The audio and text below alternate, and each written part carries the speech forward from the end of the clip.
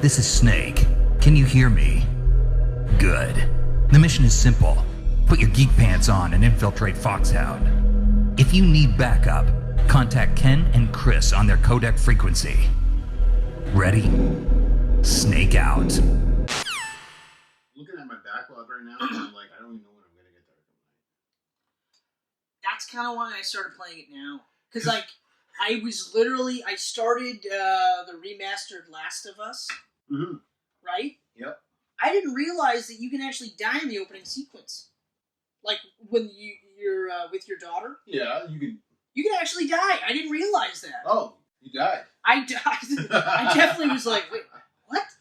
You could do that? Because I didn't go down one of the alleys. Oh.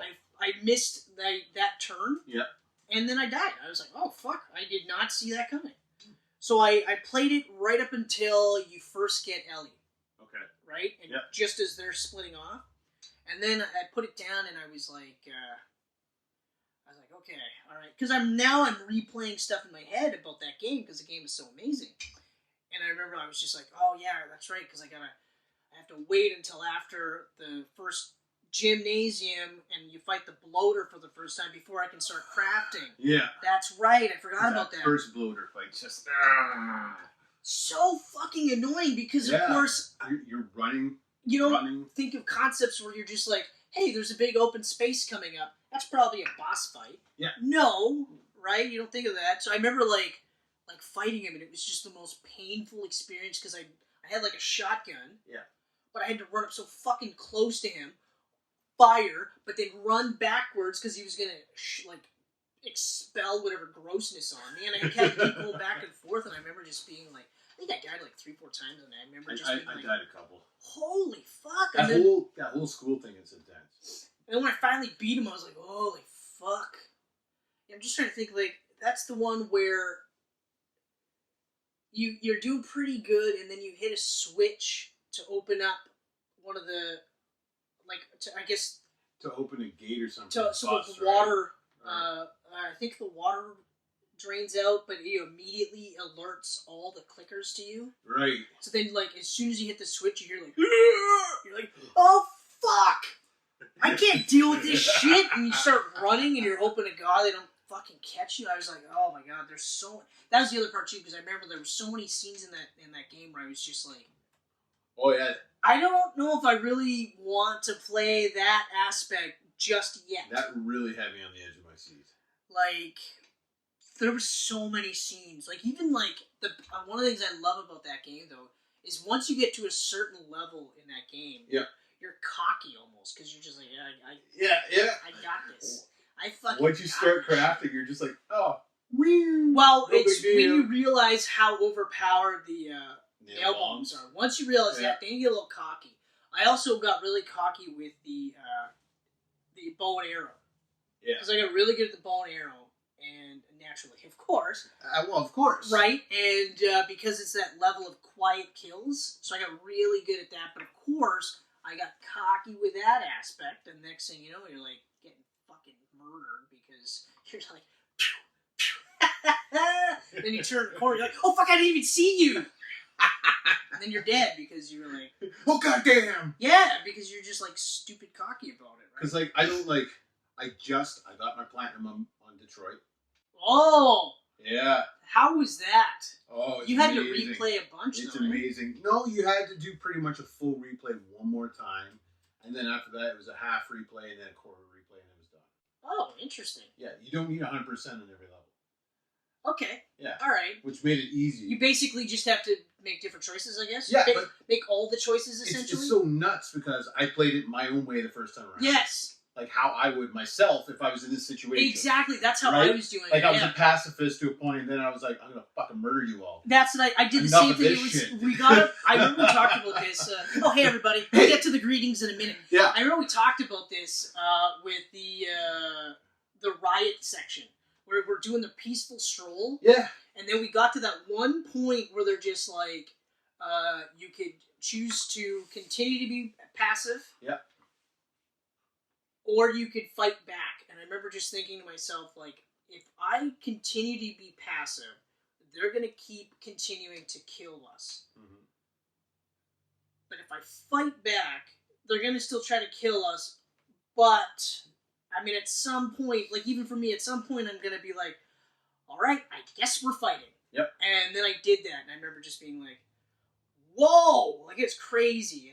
And of course, like with some of your people, like what's her face? Kara? Yeah. Yeah. Not Kara. No. With North. Yeah, North. Okay. Right. She's Minka Kelly. Yeah. She's on the Titan show. Yeah, I love Minka Kelly. I love Minka Kelly. She is a fucking smoke show. Like, holy shit, is she a smoke show? I don't think I've been that attracted to a video game character ever. No. Because it looks like her. Yeah, well, that's the problem, right? But anyway, your approval with her goes through the roof. She's just hell yeah. She's into that fucking But I still want to play that again just because I want all the androids to live. That's the only motivation. I don't really care about the platinums. There are some games like, Spider-Man, I was like, I'm platinuming this. Yeah. I'm going to fucking platinum this. And I'm glad I did. I don't platinum games where you got to beat on certain difficulties. I never platinum. I like to experience a story and then... Yeah, which, I used to give you a hard time, but now I'm like, I get it. I understand. Yeah. And that's fine. So, like... I don't platinum games that say you have to play online. Yeah, no, I don't do that either. I don't platinum those ones. Nope. I don't platinum games that say you have to play on every difficulty. Because, I play on normal. I'm not going to replay the game on hard, super hard, extra super hard, just to say I platinumed the game. That's why I was surprised that Spider-Man didn't go that route. I was shocked. I was happy. Yeah. Because the DLC does. Exactly. I remember I told you that. To get 100% of DLC, you need to play on hard. Not only do you have to beat it and get all the tokens for that DLC, but you have to beat it again on hard, and I was like, nope. Especially because the DLC is harder anyway. Yeah. I mean, it makes sense because it's after the game ended, essentially. So, you would think that they'd be harder. Yep. But for me, it doesn't make a lot of sense because a lot of them are just normal mobsters. Some of them have, tech, and that makes sense to that degree. Super mobsters. But, mobsters, these guys are harder than the fucking Lin guys. The Shadow Dragons, or whatever they were called. But anyway. Well, they're designed after Martin Scorsese, right? So they have to be hard. True. That's true. He's a badass. He's a badass. He's like, Disney and Marvel, I'm here to take you down. I got Pacino, Pesci, De Niro. They're all falling down dead because they're super old. Also, you have rising comedian Sebastian Maniscalco. Ah, yes. He's in The Irishman as well. Yeah. Gonna have to check that out. But yeah, no, I beat Detroit, so I'm done with it now. Okay. I'm gonna start Death Stranding. Good luck. That's 50 to 60 hours apparently. Just story. Just story. Which is insane. Yeah. And then... Because even Guns of the Patriot, Metal Gear Solid 4, you know what? Hold on a second. Okay. Hey, Geek Pantsers! It's another episode of the Geek Pants Camcast. I am Chris Mercier. This is Kenneth Levitsky. Thank you again for joining us on what will be ultimately the Joker Camcast. We will get to that at some point. Yep, timestamps below. Yes, as always, good old timestamps. Okay, now, Guns of the Patriot, Metal Gear Solid 4, in case you weren't paying attention the first time around, was what, 20 hours? No. Was total? It? No, I don't think it was that long.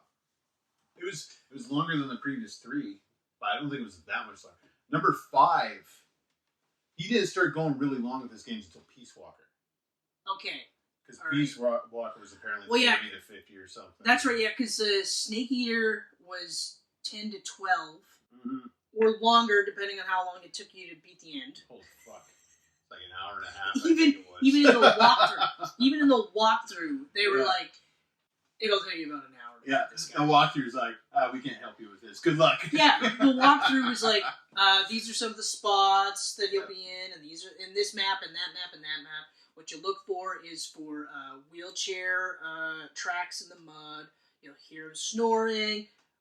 Even with all of this was before speedrunners were a thing. Yeah. They were like, it'll take you at least an hour. At the very least. Okay? And there was even a little blurb where it was like, although if you killed the end earlier on, then you'll do the same sequence, but with I think it was 15 GRU soldiers. Yeah, super hard soldiers. Yeah, which I did too. Yeah? Wow, of course. Of I played course. the fucking You shit played the shit out of that game. I played the shit out of that game so much so that when I saw speedrunners beat the end in like 4 minutes, I was like, fuck all of you. Yeah. Fuck every single one of you speedrunning Yeah. sons of bitches. I don't care that you played this game a million times to get this good. That good to do it in 4 minutes. Fuck you all. Fuck you. But actually, I killed him 3 different ways. Of the 4 different ways to beat him, I beat him 3 of the 4. So I sniped him earlier on, Yep. right after that cutscene, which was hard, but I did it. So of course I fought the Gru guys. Yeah, that's right. I fucking killed an old man in a wheelchair Yep. long before I gave him his last true sniper And battle. you did it from a distance. Yes, that is correct. Like a true gentleman. That's right. Mm-hmm. I did snipe him, so on some level he's like, you got me. You got me. Right? I beat him, by killing him. I didn't trank him. Yep. I also turned back the clock so that you save it right when you get to him. Then you turn the clock ahead a week, fire up the game, and you get the, most shame-filled cutscene. You sneak up on him, just like that. You got your gun, you got your knife. Yeah. You touch him on the shoulder, he rolls over dead. Because he's been there for so long. So he dies. I love that. And then in the fucking, what do you call it? The radio. Codec. Oh, Kodak. In Yeah. the codec, I can't remember, it wasn't Medic, but it was the woman. She shames you. She's like, wow. You waited too long to fight him. All he wanted was one last big battle. And for you to send him into the great beyond. You dirtbag. And yet you had better things to do, and now he's dead. Kojima's amazing at that I kind of was- stuff. I was like, I can't. It's not. It is never. If I ever replay that game again with updated Fox Die graphics or whatever the engine was Kojima had before he was forced out and couldn't use that. Yeah. Or even if they use the Death Can you Stranding imagine that he creates his own engine and then gets kicked out of Konami and can't use his engine anymore? Yeah, they're like, oh no, sorry. Oh, we're keeping the engine. Sorry, bro. We're gonna use this to make really shitty Metal Gear Zombie games that bombed terribly. Survived. It's absolutely horrible. That thing was in the bargain bin in 2 months. You know you're a fucking garbage game when Fallout 76 lasts out of the bargain bins just that much longer than you did. Because it was quick for that game. Oh, yeah. And it was quick for 76. Yeah. But yeah, so I got 3 of the 4 possible ways to beat him.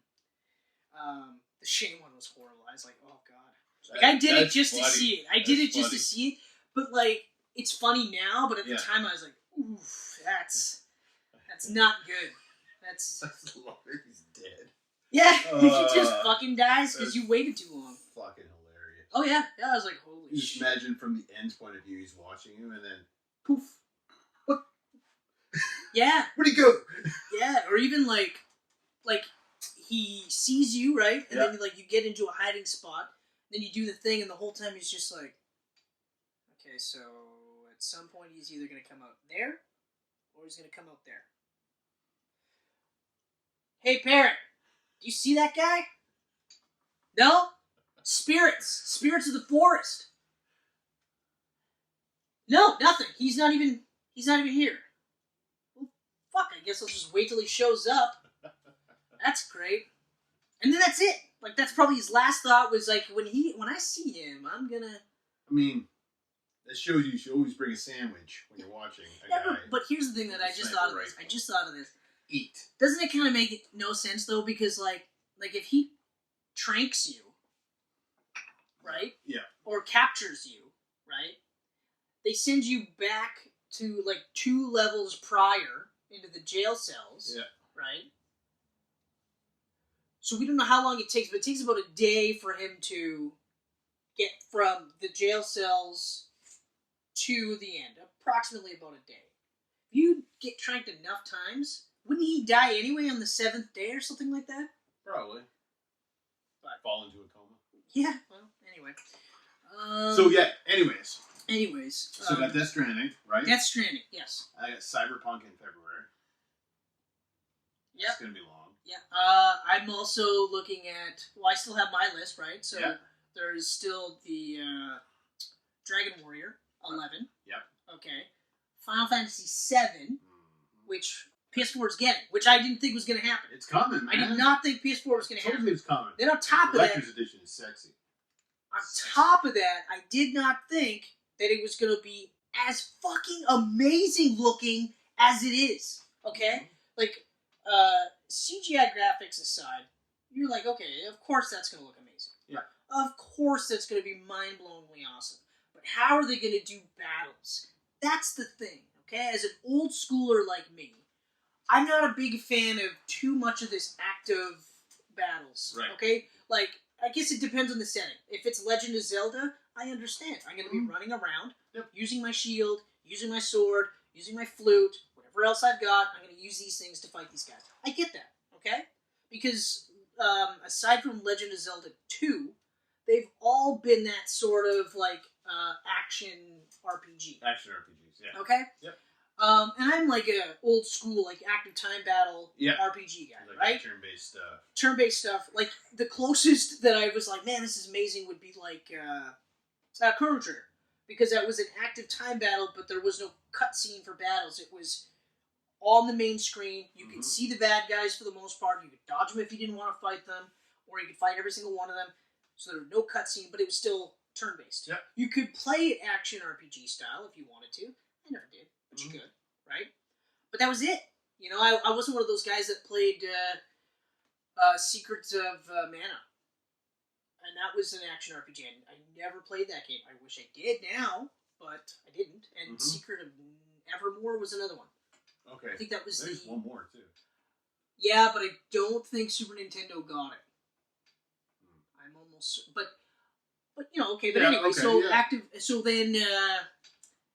once we got to Final Fantasy 13, I was like, no, I can't. Especially because that one was incredibly linear. And I was like, you know what? That was one of the things I didn't like about Final Fantasy X, was that it was incredibly linear until you got to the end of the game. Yeah. But then it was like, so you could go anywhere you traveled before, or, as for side quests, you can go to this dungeon, this dungeon, this dungeon. That's it. So I was like, that's... You know, and then Final Fantasy 12 rolls around, because 11 was online. 12 rolls around. That's incredibly open. You can go almost everywhere. 12 was so open. 12 was overwhelming. I tried it. I was like, too big. When I first tried it, especially because it was also really very much inspired by massive multiplayer online RPGs. Yeah, right? Coming right off of 11, yeah. So that was another part, like, so when I first started playing it, the first time around, I was like, oh, this is too, like, I can't, like, this is nothing like I'm accustomed to. But eventually I got to a point where I'm like, you know what, fuck it, I'm just going to give it a go. I'm going to give her a go, and got into it, and now it's like one of my favorites. Yeah.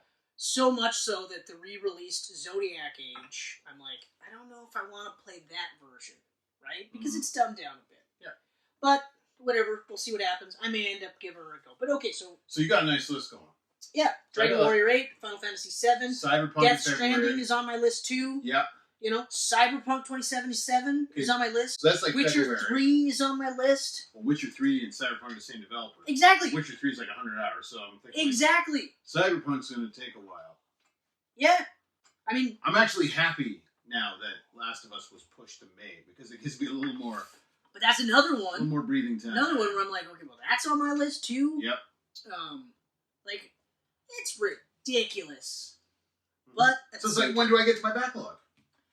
Yeah. Well, and then that brings me right back to Arkham Knight, because that's where I was like, you know what, fuck it. Let's give it an honest go. Let's just see what happens. And I'm actually glad that I did. Okay? I'm really glad that I did. Yes, letting it sit between Spider-Man is, like, that time in between really helped. Yeah.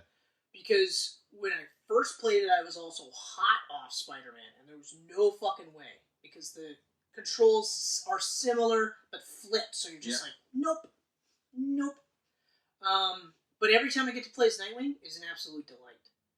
He is still my favorite character to play in that game because he's like just as quick as Catwoman, but stronger, right? Not as strong as Batman, but not as slow as Batman. Mm-hmm. Plus, he just looks cool, and it's kind of awesome. It's awesome watching him play together, and then when you get into the double takedowns and stuff like that, that's really cool. But it's cool because, of course, Nightwing's the only one that's like gonna bust Bruce's chops, right? Yeah. So it was like, that's really cool. Yeah. That's really cool. Some missions suck balls, though. The Firefly ones are annoying. Bless you, part 1. Part 2. And... I think we're okay. Whoa!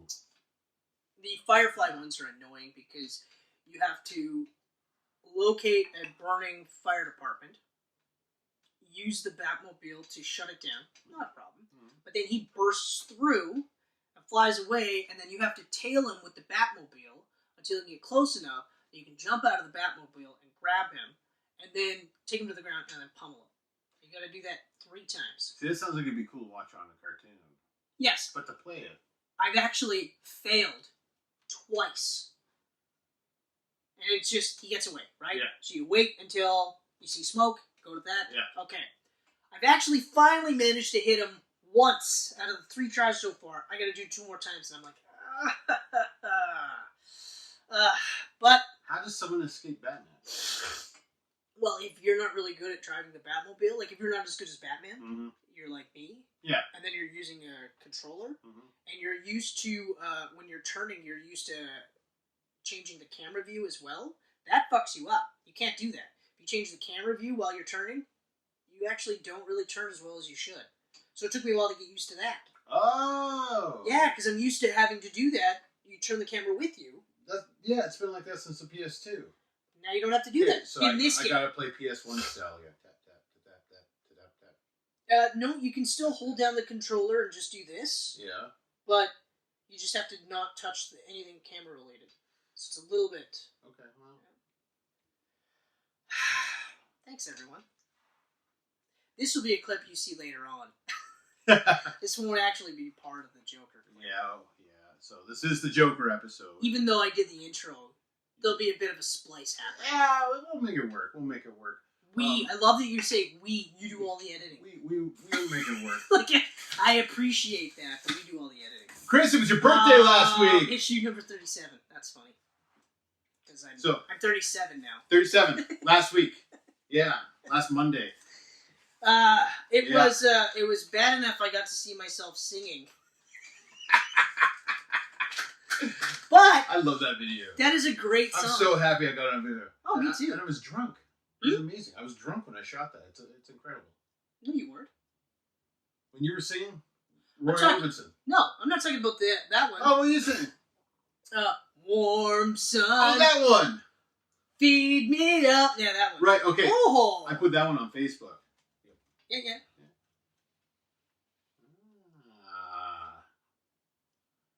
I had to use 3 pens to write that.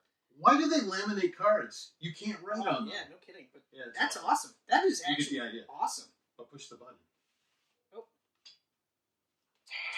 Hello, I'm Batman, and I just received a bat signal that someone awesome is having a birthday. You. So while we're out fighting crime, we hope you have a great time celebrating. And now, Robin, to the Batmobile.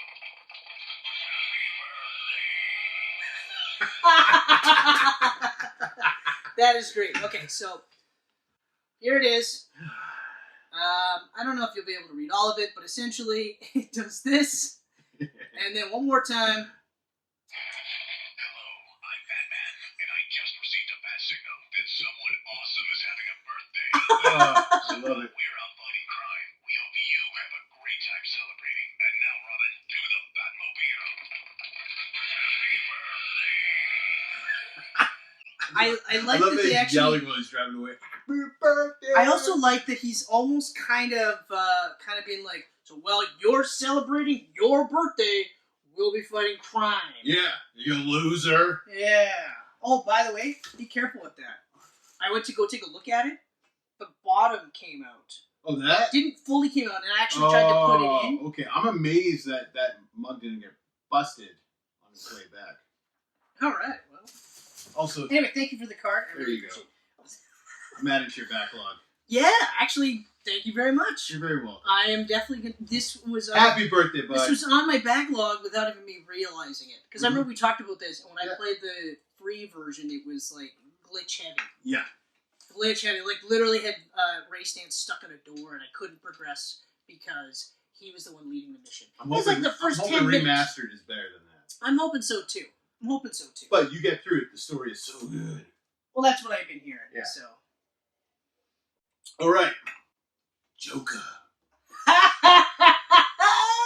That's my attempt at his laugh. Yeah? Oh, no, it was more like this. It was like...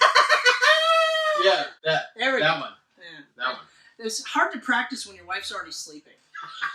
You know? As soon as I did the first one, I was like, no, that's wrong. That's wrong. Because I remember just, like, when there's that scene where he's walking away, and they're just kind of like, yeah, whatever. What was his name again? Albert? No. Arthur. And then he's just like, like, Jesus Christ, man, that's creepy. Yeah. But anyway. So, Joker. The movie that originally I had said, I don't think should be made. I don't think we should see this movie. I don't feel like we need to have an origin story of the Joker. Right. Then, as our fellow camcasters, Geek Pantsers, that's what I should have said, Geek Pantsers, well, and camcasters, because they're out there, they saw me go, yeah, but that trailer. And I even mentioned this with, we were on our, what is it, Masters of the Universe? Yep, talking to Will. Talking to Will Tenhave, and, hey, buddy. He had mentioned that it looked more like a character study, and I agreed. I was like, yeah, it does look like a character study. Now I'm a little bit more intrigued. I'm actually interested to see this movie. Yes. Then when they showed the full trailer, I was like, I'm in. I'm 100% in. This looks good. My concerns were still about the potential origin, but then they said, yeah, but it's part of that many worlds of DC's movie universe. Which now they're calling DC Black. Which, yeah, now they're calling DC Black after that comic imprint. Yeah. That I think is still a thing, or might not be a thing. It yeah, is. Okay. They've taken Vertigo out. There is no more Vertigo. Yeah, I knew that much. Which, that's unfortunate, though. It is unfortunate. It's like, I feel like, no, I'm not gonna say I feel like. I know that having that Vertigo imprint on there, for the people that read Vertigo comics, would go, yeah, okay. I know what type of book I'm getting into. Now you have DC Black, and you're going, okay, so I'm just going to get adult superheroes. Yeah. Or adult takes on my favorite superheroes. Pretty much. Okay, so Batman's going to have his dick swinging. Sorry, Bruce Wayne's going to have his dick swinging. People are going to lose their shit, and then they're going to go, oh, sorry, no, we're going to edit that out. Yeah. But after that, then you'll have, like, Wonder Woman partaking in particularly brutal fight scenes and stuff like that. I was like, okay, all right. So I think it was, in all honesty, it was dumb for them to drop the Vertigo imprint. Mm-hmm. They obviously had their reasons, but I don't know, man. I just feel like it's making people think it's too superhero-y, and that cuts off a revenue stream for them. Yeah. Okay? But, because I mean, even this could have been like a Vertigo movie. Oh, yeah. You know? Yeah. And we'll get to the reasons why. But anyway, after that trailer, I was like, okay, I'm in. I want to see this. I can't wait to see this. You know, life made it really hard for me to see it, but I ended up seeing it. But you got there. I did get there, and that's why we're doing this. So, I mean, well, how do you want to do this? I don't know. How do you want to do it? I think the same way we always do. Okay, just talk about the things that we like, things that we didn't like, you know. Hop right into it. I'll say right out of the gates, because even I had said this on our previous Camcasts when we talked about this movie, where Todd Phillips, who's the director and the writer of this movie, if I remember correctly. That's right. The man that gave us Hangover and Road Trip. That's right. So the guy that's given us, like, hilarious fucking movies. Thankfully, though, Road Trip wasn't, like, a spin-off, and they had, like, 3 road trips. Right? Oh, yeah. Because, like, I mean... One single road trip. We're good. I mean, don't get me wrong. Both sequels to Hangover had their moments. Hangover was amazing because it was unlike any other thing you'd seen before. It was fucking hilarious. Hangover was amazing. So good. Hangover 2 was funny, but I wish I would have waited a little bit longer to watch it. Okay? But I thought it was funny because it was one of those where I was like for everybody that complained about how it was really similar to the first, I was like, okay, well, it's called Hangover 2. Yeah. So, what did you think was going to happen? That was always like, what did you think they were They're going to gonna do? have a hangover. Someone was going to go missing. Yep. They were going to find this out after they, sobered up. Yep. Rinse and repeat. That movie made $1 bajillion. Why wouldn't they do the same thing, right? Mm-hmm. They put it in Singapore, and that was that. Yep. Right? They complained. Hangover 3 now happened in real time, Yeah. and people complained. Yep. Why would you do that? Well, because you guys fucking complained. That's why. So, yes, you're right. Hangover 2, Hangover 3 have moments. Collectively, they're hilarious, but didn't need to be made. I'll probably never watch the second or third again. But number one, I can watch it all the time. No, that's true. That's true. In fact, I've only watched the time. second and third. I've watched them both once. I watched the second one twice. Once by myself and once with Michelle. And then I watched the third one once with her. Okay. So that was it. No. But you're right. I don't think I'll ever watch them again. Yeah.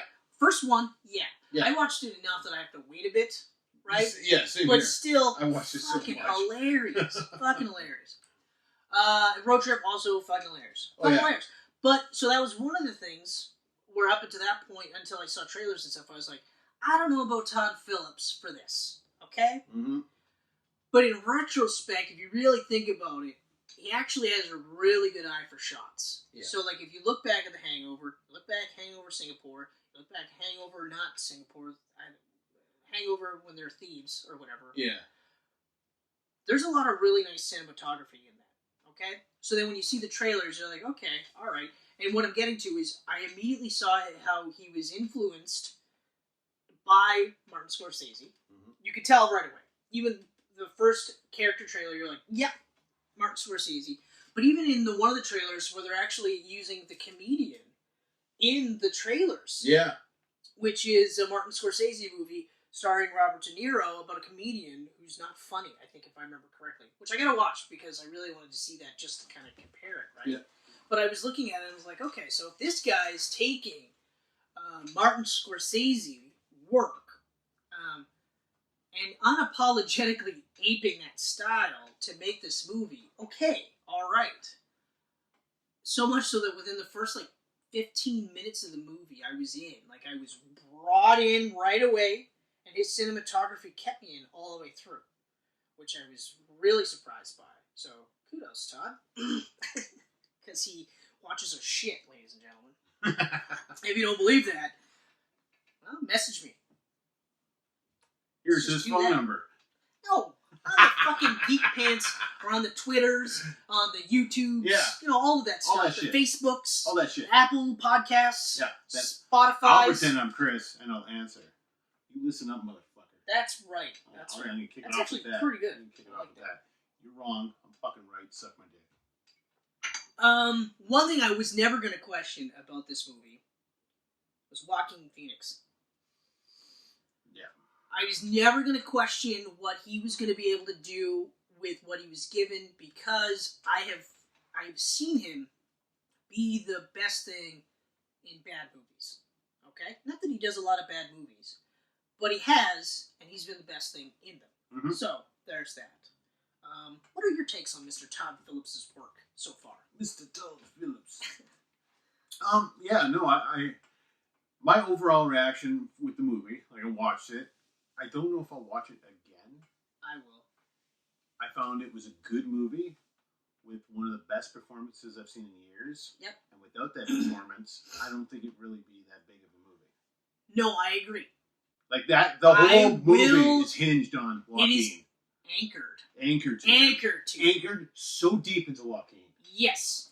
Yes, I agree completely with that assessment. Okay? But, going back to what I said, him being the best thing in a bad movie, him being the best thing in a relatively good movie actually elevates this movie. It makes this better than it should be. Mm-hmm. But I will say, in terms of the writing, though, I don't have too many holes in this writing because of how much this is open to interpretation. Mm-hmm. And by that I mean massive spoilers. They're coming up immediately. The whole movie could be played as an actual origin story for Joker. Yes. It can be. Or it can be a completely mentally fabricated scenario because Arthur never got out of the insane asylum. Ah. Okay, because they had that scene where when he was banging his head on the bus window. Yep. But then they do a flash to him doing that in the insane asylum, and they make you, like, you kind of almost interpret it as, oh yeah, okay, that was before, right? That was before. But what if that's actually him flashing, and that's really him breaking through this? First of all, I mean, it's an unreliable narrator. Okay. Which is great. I'm glad they did that. Yeah. But yeah, like for me, I interpret it as none of this happened. This all happened in his head. Okay? Especially because at the very end of the movie, you get that one shot where Bruce Wayne's parents get killed. Okay? But Joker, Joker at this point, is nowhere near that back alley, so how did he see that? Right. But he could be in the same asylum, and somebody could have said, oh, did you hear about the Waynes? They got shot down in the alleyway. No, all of a sudden it's in Bruce Wayne mind. is all by himself, right? Now it's in his head. Oh, yeah, right? I like that take. Yeah, because it's, I said this to one of the guys I work with, Alex Daniels. It's kind of their way of having their cake and eat it too. Because they could say, well, yeah, it's a Joker origin flick. Or it's not. It's part of their DC Black label, you know. And they're telling their own story, which, as of, well, yesterday, we know now that because it made $1 billion, although as soon as I heard it made $1 billion, I was like, there's no way they're not going to do a sequel. Even though I don't think they should, even though I really enjoyed this movie, and I will watch it again, and I will probably own it, actually. I still don't know about a sequel. Oh, we'll see. We'll see. We'll see. It depends on which story a sequel would follow, if it goes by your whole... I don't think it's going to go the way I root. But I like that. When I got to that part where you realize that he fabricated the entire building relationship with, what's-her-face, Domino from Deadpool 2. Zazie Beetz. Yes, Zazie Beetz, which actually, she's an attractive lady, for one. But when I saw her, I was like, why does she look so familiar? And then I was like, oh yeah, that's right. That was one of the highlights to Deadpool 2. Domino. So that was really cool. But, like, I remember thinking to myself, right away, I was like, wow, I can't believe how easily he landed her. Because, like, I don't know, for some reason, like, I look at Arthur, and I go, he strikes me as the kind of guy who, from a distance, people see him and go, something's up with that guy. Yeah. Right? And even if he's, like, nice to kids or whatever, you know, there's that, you almost, like, get that feeling that, I don't know. Yeah. You know what I mean? So, but I remember thinking, oh, okay. But at the same time, like, you never know where you're going to find love, right? Yeah. You're never going to know who's going to look at you and go, that guy right there, or that girl, that's the one, right? So, I kind of was like, oh, okay. But then when you find out, spoilers, that he fabricated the whole thing in his brain, I was like, oh, unreliable narrator. Okay, all right. So, what happens and what doesn't happen, right? Because right away when she comes out of her bedroom and he's on her sofa, she's just like, Arthur, you can't be in here. I was like, okay, all right. And that actually kept me going.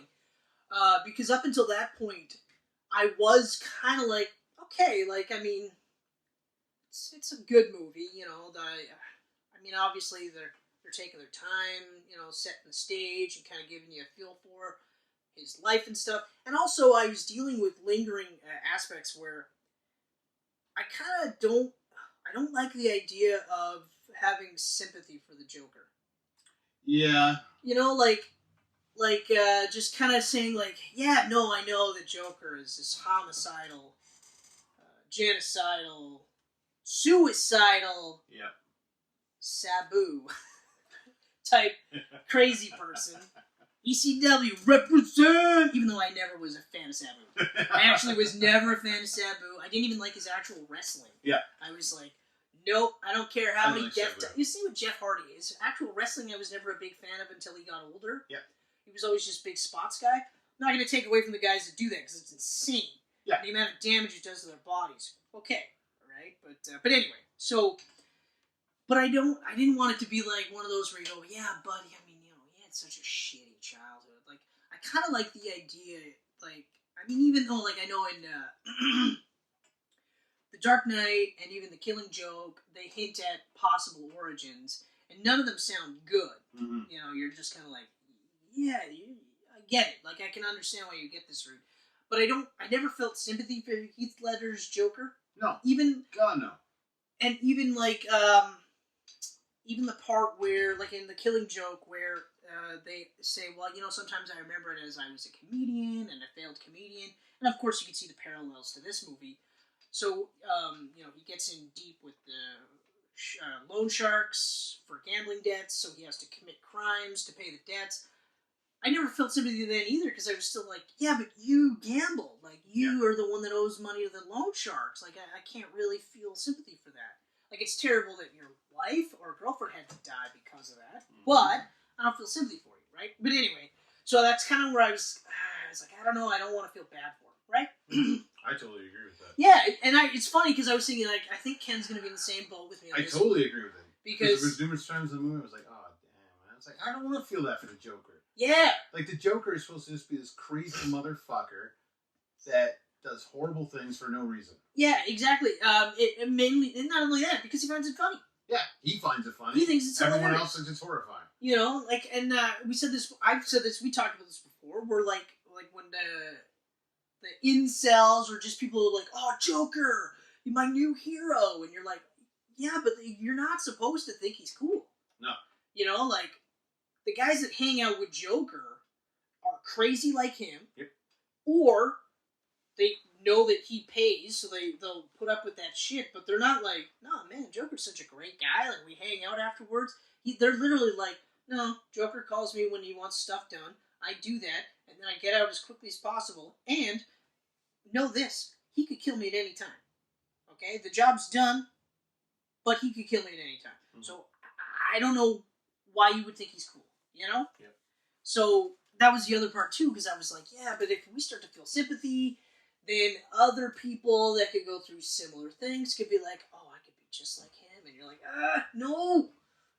But the other part too, and this is just because of my own experiences, I didn't want them to sort of make light of mental illnesses and stuff like that, or use the mental illness as an excuse for him to be the Joker, right? Right. Because, it almost implies that he's got something mentally wrong with him. Big time. Yep. Actually, they don't imply it. They pretty much flat out say, no, he's crazy. He's fucking crazy. His mom's crazy. And then you find out that she's not really his mom. So you feel for him there.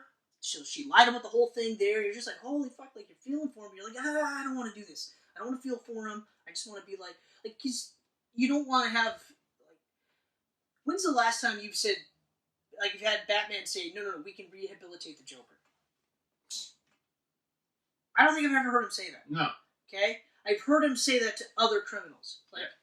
Or even just to some degree, Riddler or Mr. Freeze, giving them olive branches. He doesn't do that with the Joker. No. He just stops the Joker as best he can, and then lays out contingency plans, because, of course, the Joker got through his old ones, and then gives out new contingency plans, and then basically spends every waking moment fighting crime, watching out for the Joker, and other, major road villains, but he's always watching out for the Joker. And it's never one day the real Joker's going to come through, or whoever he was before this, and I'm going to be there to say, hey man, it's okay. No, he's just like, stop him as quickly as possible, hurt him as hard as we can, so that way he takes a longer to get out, and then we just like prepare and wait. Yeah. So yeah.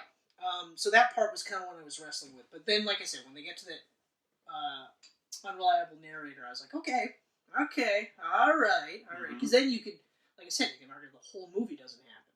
Right? Yeah. Which really made it a lot more easier for me to take, especially because when he goes to the Wayne's house and he talks to Bruce, I was like, nope. I tell you right now, like, the fact that they were talking about Bruce's father, and that fact that he looked like he was a 60-year-old man with a 10-year-old kid, I was like, ugh. But as soon as they found out, like, as soon as she says, like, oh, he's your father, I was like, fuck no. For a moment, I went from liking it to, I fucking hate this and never watching it again. I did the same thing. I was like, I'm fucking done. If this keeps going like this, I'm done. I was like, oh, I don't know. I was immediately like, oh, if they're fucking brothers. And then I was like, okay, we'll keep watching, but man, that would be fucking brutal. Like, I would hate that. And I had already an issue with the age. Because... I have an issue with that. Because, I mean, like, Joaquin's in his 40s. Right. So now his mother has to be in her 60s, which means the Waynes have to be in their 60s because she had apparently an affair with the father. Give or take in the 60s, but mid-50s to 60s. Now you got like a 30-year difference between Joker and Batman. But see, and that's the problem I had with the TV show Gotham. Yeah. Because, I was watching Gotham, and I was, I think, 4 or 5 episodes in, because they had already introduced Nigma. Because Nigma at that point was working for the police. Mm-hmm.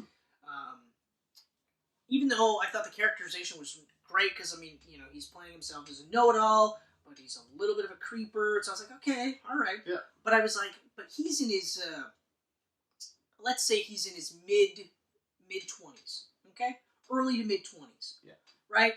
Bruce Wayne is, I think he was 10 at the first season.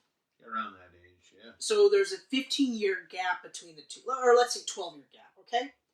So by the time he becomes Batman, which will be about 10 to 12 years, give or take. Early 20s. Somewhere. I always peg him at 25, 26 when he first becomes Batman.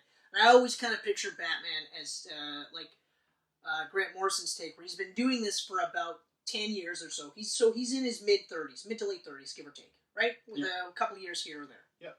And I always look at that and I go, okay, that makes sense, right?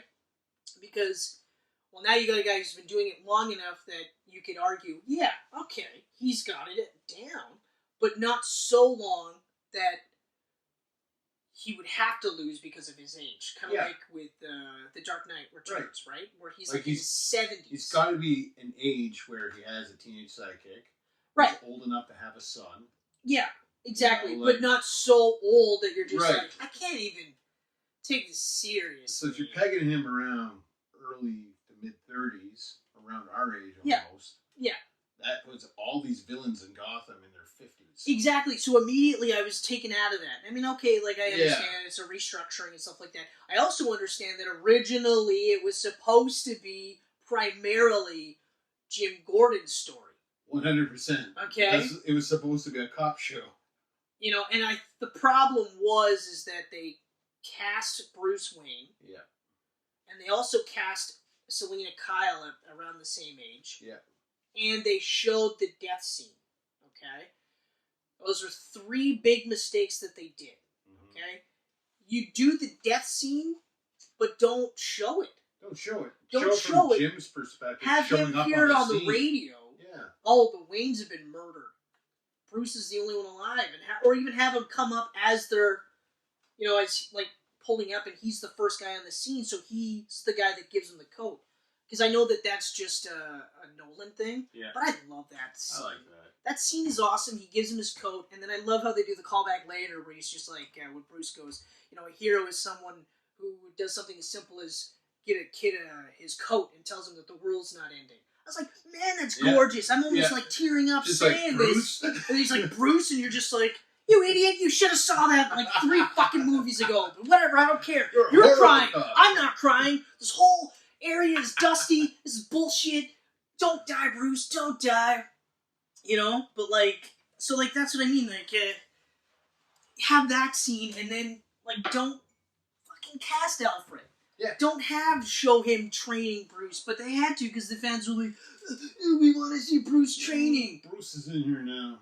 So it's like, well, fuck you. But anyway, yeah, so now you're like, by the time he's Batman, you've got like a 40-year-old Joker. Yeah. Or, well, he would have been a little bit younger, because, yeah, I think he was kind of like 19, 20 by the time Bruce was like 14, 15. So there's a couple years older. Be close. But I always kind of like the idea where they're kind of the same age, but I like the idea that Joker's maybe like 1 or 2 years younger. Like, the only time I feel that they're the same age is in the animated series. Yeah. But that's because of the style of the show. Yeah. Right? So you've got Joker in that sort of, like, 1930s gangster motif that everyone had in that show because of the way it was set. But, of course, with his own flair, right? Yeah. Whereas, like, with Heath Ledger's Joker, they're kind of the same age, and it works because it's the flip side, right? Yep. You got Batman who wants absolute control to help people. You got Joker being the guy who just wants to watch the world burn, you know? Mm-hmm. But I watched that movie last night again. Yeah? I can't stop watching that movie. I don't think I'll ever stop watching that movie. I'm looking at a trilogy right now. I'm like, well, I've also like rewatched Batman Begins recently too, so you know, I'll come around to Batman: The Dark Knight Rises soon enough. But so the age part, like even if they have it so that Joaquin Phoenix is in his early 30s, yeah, like we know that he's in his 40s, like, but have like even like he's aging horribly because he chain smokes like crazy. That was one thing I was just like, wow. Like, every once in a while, scene. I go through periods where I'm like, you know what, I could go for a smoke right now. To the point, too, where, like, doing that stair part where he's going down the stairs, a cigarette actually just magically appears. I watched that movie, and by the end of that movie, I'm like, I want to buy a pack of smokes. I don't want to have just a cigarette, I want to smoke a pack of smokes. I didn't, because luckily, good. I've gone so long now. Yeah. But even, like, in the first 2 months, I remember just like, yeah, I could really go for a smoke. But then it was like, yeah, but if you have a cigarette now, you'll probably get sick, and then your night's ruined. Mm-hmm. So that's all I say to myself now. Now I'm literally, so what's that? Do you want to puke?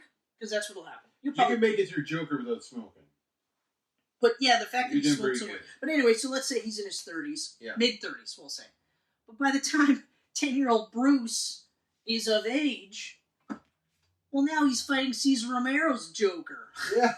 Exactly. So I was so like, old. Jeez. And also, I remember when they were saying, like, they were going to get Alec Baldwin to do, like, a Trump-style Thomas Wayne. Yeah. And I was like, don't fucking do that. Don't fucking do that. Because if you're going to make it so that Thomas Wayne, it might as well be Donald Trump, then how is that going to be the reason why Bruce takes up the mantle of a bat to fight crime? Because his parents would be horrible fucking people. Not to imply that Donald Trump and his wife are horrible fucking people, but I'm not saying they're not. I think they are. I don't know them personally. But nothing I've seen from Donald Trump, from various documentaries that I've seen of him, suggests that he's anything other than a scumbag, shady businessman. Mm-hmm. So, if you're married to him, that says something about you too. Well, like his kids, for instance, they're not fighting crime, are they? Are they doing anything to help the world? I mean... No, they're doing everything to line their pockets. Yes, that's it. Yes. Their charity was literally made to line their pockets. Fuck the Trumps. Table okay. Anyway, so... But, getting back to the fact that we have an unreliable narrator...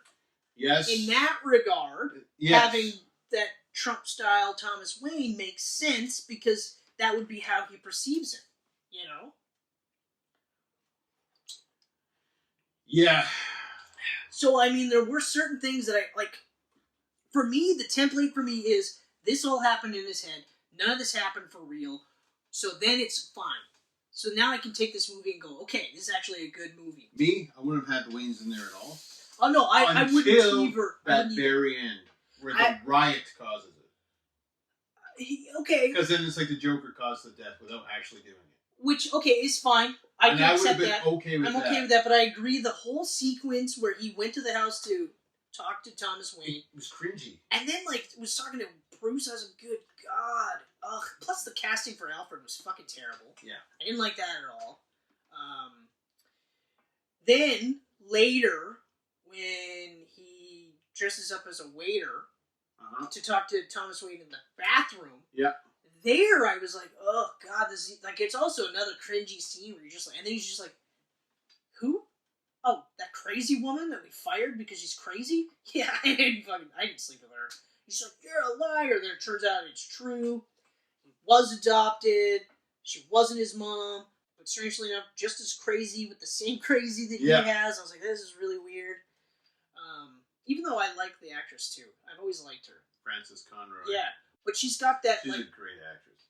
But her appearance is, like, almost kind of like Walking Phoenix, where I've, like, almost like an otherness to her. Mm-hmm. So she can play normal, but she could play crazy better because she looks like she might be crazy. She pulls them off. No offense or anything. She pulls them off great. You might never ever watch this, but if you do, I love your work. It's just, well, you know what you look like.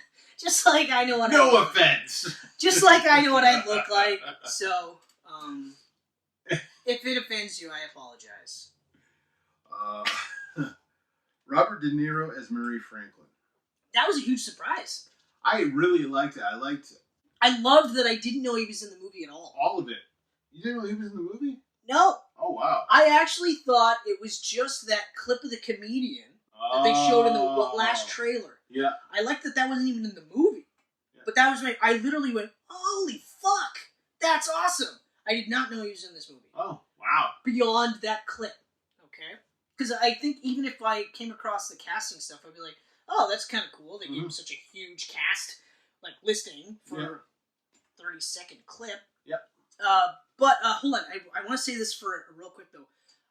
I wish, maybe this will be on the DVD extras, or Blu-ray extras, or whatever you want to call it. I wish that we got to see more of his stand-up act. Oh, yeah. Because, like, I mean, you know, I've watched a lot of stand-up comedy. Yeah. And I don't know if you are familiar with a comedian by the name of Emo Phillips. No. Okay, so I will show you a clip later. Remind me. Okay. I'm not going to take up valuable time with this. Okay. But Emo Phillips, his delivery, his gestures and stuff, I was like, oh. So, of course, when he's making some of his jokes, like, the first part where he's getting a little rattled, I was like, oh, but I liked that he was laughing. Yeah. Even his weird, creepy laugh, I was like, oh, okay, all right. I got a kick out of that. It was one of those, I don't want to say, you know what I'm going to say, just like sort of an avant-garde type of comedy where not everyone will get it. Mm-hmm. So it'll be one of those deals where, like, if he came up, I'd be like, Michelle, no, you are not gonna like this at all. And then she might just be like, wait, isn't that the guy you were laughing your ass off like 2 nights ago? I'll be like, yeah, but okay, all right, here we go. I'm warning you. You know, and then later have her just be like, yeah, no.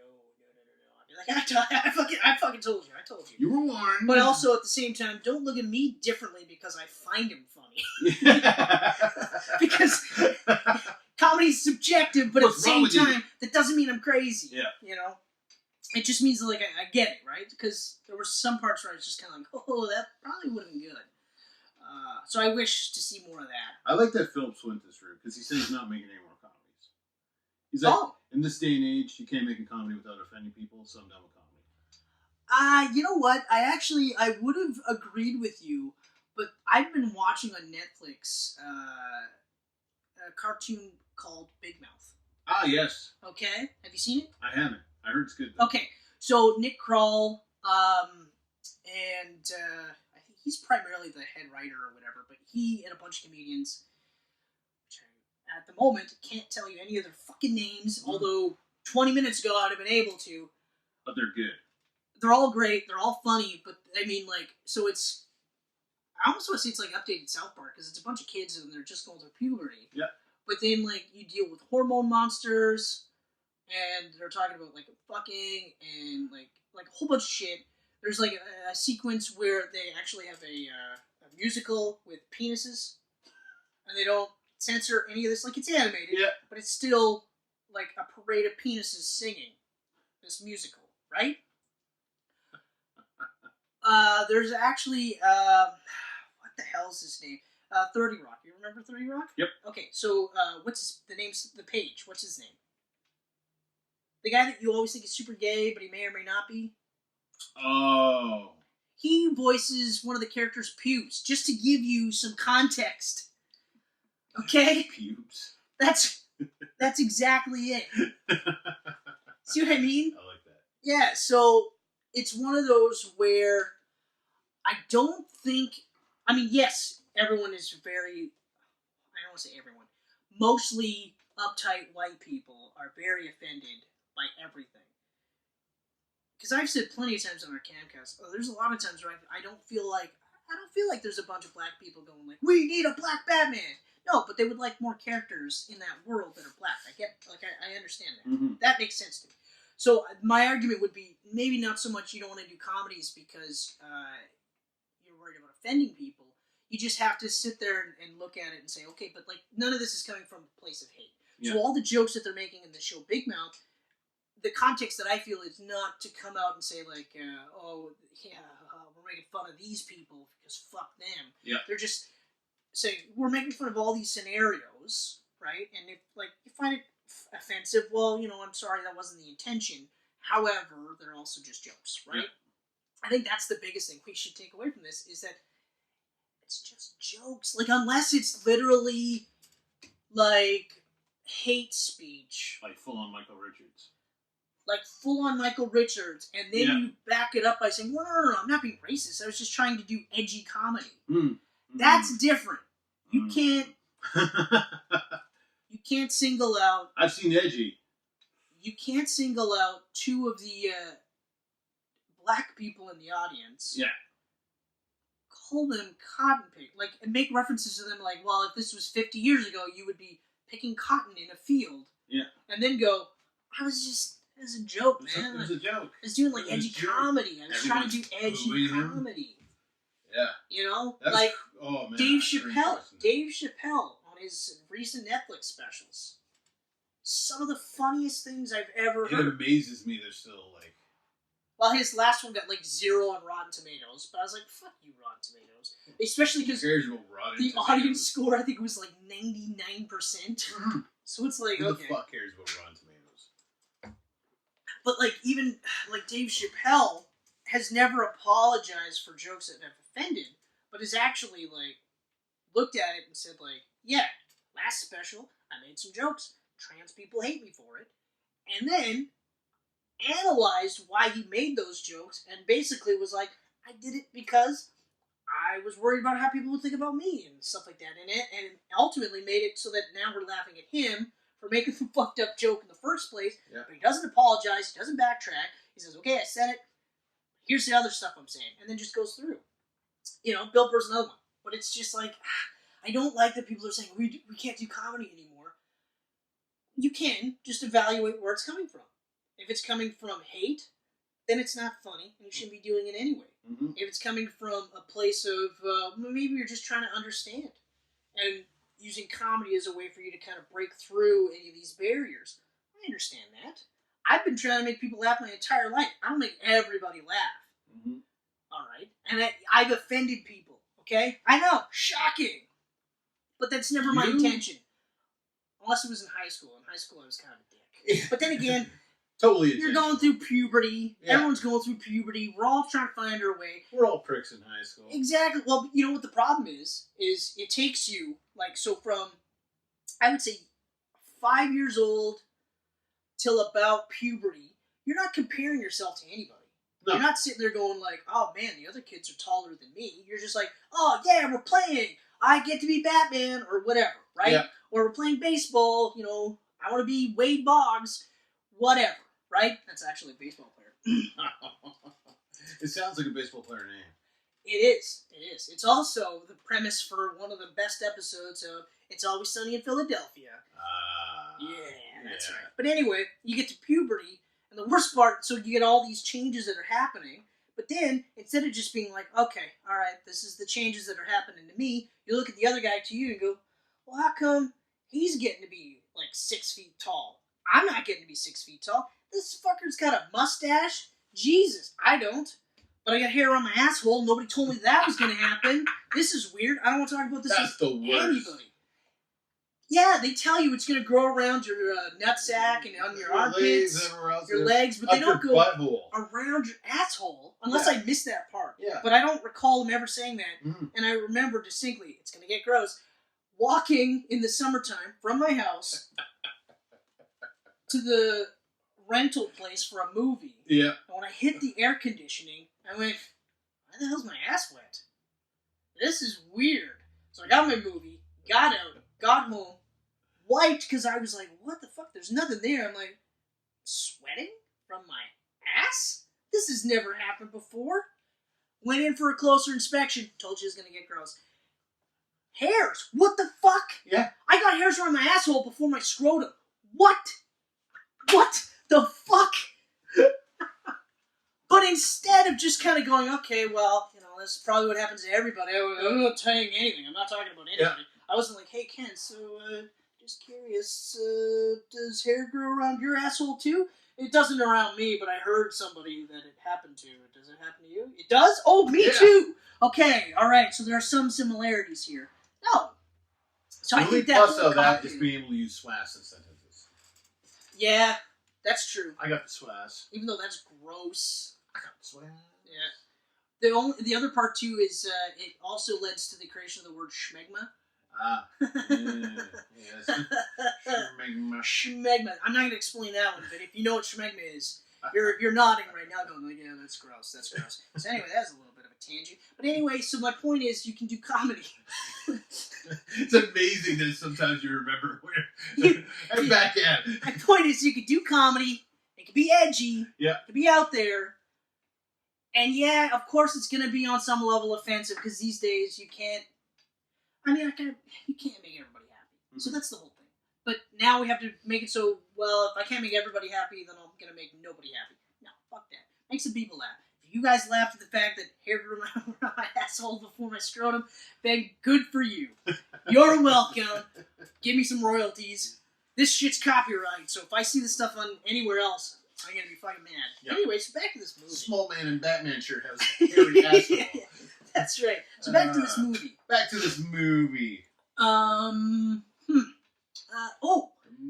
The only thing that I did not like about Joker, Joaquin Phoenix's portrayal was the weird Joker dance that he did. Oh, yeah. When he was in his bathroom? When he was in his apartment and his shirt was off and he was like... Yeah, and his ribs are just... I was like, ooh. Yeah. I almost hurt my tit muscle doing that. But it was like... Yeah, in that public bathroom, too, he's doing it. And it looks like yoga. It looks like he's doing yoga. It was like a weird yoga, Tai Chi thing. Yeah. But it was just like, I was like, oh, this is... I didn't like that part. But one of my favorite parts was when it got serious. And he had the makeup on in his apartment. Yeah, and the two guys come over, right? Because the cops are now, like, they're hounding him. Yeah. And he's, like, basically like, leave me the fuck alone, because he kills the three yuppies. Yep. And that surprised me, actually, that he actually killed them. That way, too. I was like, holy shit. But also because they kind of made him look like a hero. Yeah. Which I was a little bit like, But anyway, regardless, again, this could just be how you perceive the scenario, right? In his brain, when he's still in the asylum. Yeah. Because that's how it is for me. But anyway, so, like, the cops keep hounding him, and he's just like, fuck off. And then, like, the one dude, the midget, shows up, and he's just like, hey, so, the cops are really hounding me for this because you said that it was my gun or something like that. So, hey, man, could you stop doing that? And, he's like, and then he kills him. Yeah. So then all his blood... brutally murders him. Like, he just beats the fuck out of him, and it's just, like, all over him. And that little dude's over in the corner, like... just freaking out. And I felt so bad, because he's like... oh my god, when he's trying to reach... Oh, I felt so bad for him. I'm not gonna lie, this was me. I was like... oh my god. Oh, jeez. That's kind of funny. That's kind of funny that it's just... And then he's just sitting there like... Arthur, Can you unlock the door? can you unlock the door for me? And he's just like, oh, yeah, no, hey, you were always nice to me, man, so You can go. Yeah. Have fun. I was just like, so at that point I was like, there's no way you get out of this. Like, there's no fucking way, okay? Like, I don't care how scared he is of you, he's so fucking rattled that the first thing he's gonna do is go to the cops and be like, hey, yeah, so literally just killed a dude in front of me in his apartment, and I think he killed those cops that were looking for him too. And I don't know, maybe the yuppies and the... Anyway, he's gonna kill me next. He said I was always nice to him, but, I mean, come on, man. Now ratting him out. But, I did really enjoy the scene of the fucking show, though, where he kills him. Yeah. I didn't think he was going to. That was amazing. But that was awesome. That was amazing. That was so good. Like, when he does his, like, diatribe, I was like, whoa. And then he goes, yeah, no, I killed him. I killed those guys. Mm-hmm. Yeah. I was just like... And they're like, cut it. And he's like, no, keep it rolling. Yeah, you're like, you son of a fucking bitch. What the fuck is wrong with you? But I was just like, whoa, this is crazy. And then he kills him. What the hell is on live TV, boom. What was his name on the show? Oh, his name was Murray Franklin. Mm-hmm. Mm-hmm. But even that part, too, like when you find out that sequence with Murray at the beginning, where Arthur remembers it wrong. Like, he remembers it as an adult, but he was actually a kid when that happened. You're just like, whoa, like this, like all these little things, I was like, this is fucking crazy. But just crazy enough for me to keep watching, right? Mm-hmm. When the riot hit, and then, like I said, with the death of Bruce, I like your take, though. I do like your take, where there's no Waynes at all. Yep. Until then, and it's like a byproduct. Like, don't even show them walking out of the theater. Just, like, show all these guys going off, doing things, and then show this one random dude going down an alley. Yeah. Boom! Pearls. Yeah. And you're going to know what it is. Exactly. No, I love that idea so much that, like, that would be the way I would end it, to continue onwards. Because then, like you said, you have it so that Joker ultimately is the reason why Bruce's parents are killed. Yeah. But not this sole thing. So it's not like he's hunting the Joker. He's still hunting everyone. Mm-hmm. Although, I gotta be honest with you, I love the Joe Chill thing. I love the Joe Chill being the killer. Yeah. I like that. I know, like, pre-Crisis, pre-Infinity Crisis, he was Joe Chill. Then post-Infinity Crisis, Batman didn't know who he was, and that was kind of the reason why he kept fighting crime. Yeah. Was because, like, pre-Crisis, he actually catches Joe Chill, but continues fighting crime. I prefer that, though. I like that he knew that it was Joe Chill, but I like the way they did it in Begins, where he was gonna kill him, and then fucking when he gets him done first, he's just kind of like, fuck, now what do I do? Well, I guess I better get slapped the shit out of by Rachel. Yeah. But anyway, I do like your ending. I like your ending, but I like my interpretation because of the way they shoehorned in there, the whole Wayne stuff. Well, no, I agree. I completely. I feel like they could have cut all that out, reduced the time by 10 minutes, 15 minutes. Yeah. And it would have just been... It actually would have been like a better Fall into Madness, I think, than having this whole subplot of, he's Batman's brother. It's like, fuck, no! I know, that got me too. No. That got me. I was like, you can't do that. No. Like, even like I know Todd Phillips didn't even look at a Joker comic when writing this, but come on, man, you should know. Are you serious? Oh, yeah. That's hilarious. He wrote this? Like, literally... But if this didn't have the Waynes in it, and it didn't have Gotham, it could be any movie. I was just going to say, to be fair, like, my litmus test is where if you take out all the comic book elements, does this still hold up as a good movie? It still holds up as a good movie. But the nice thing is that it's not, like, you don't rip apart the whole movie. You literally take out the Joker name. Yep. You can even leave his appearance. His makeup appearance, clown aspect. It was different than any other Joker. You can leave that in. Yep. The suit, too, you can leave that all in. But you take out Thomas Wayne, any mention of the Waynes. Yep. And Gotham. Call it some other city. That's it. It might as well be New York. And then this movie would have made about $950 million less. That's right, yeah. No, it would not have made... Isn't it amazing to think that just because it's Joker, it's made $1 billion? I actually was surprised when it hit $1 billion. I'm not going to lie. And it did it without China. when it hit Deadpool 2 numbers, I was like, okay, that makes sense. Yeah. I watched the movie and I was like, you know what, that's good. That was good enough to do that. And then the other day when I heard $1 billion, I went, okay, I mean, all right, but I mean, like, okay, I'm a Twitterer. I see what's going on in the Twitterverse. Would you say that you're a twit? I'm not a twit, but there is many twits out there. On the Twitters. On the Twitters. Anyway.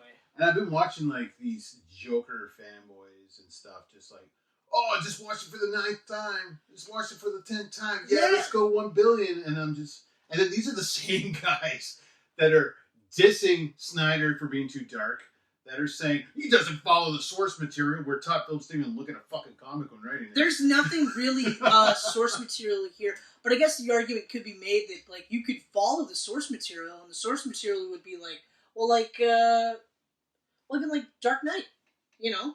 That doesn't necessarily follow the source material per se. Yeah. But, like, in, Joker's first appearance in the comic books, he was doing radio and basically saying, like, hey, at midnight, this person's going to die.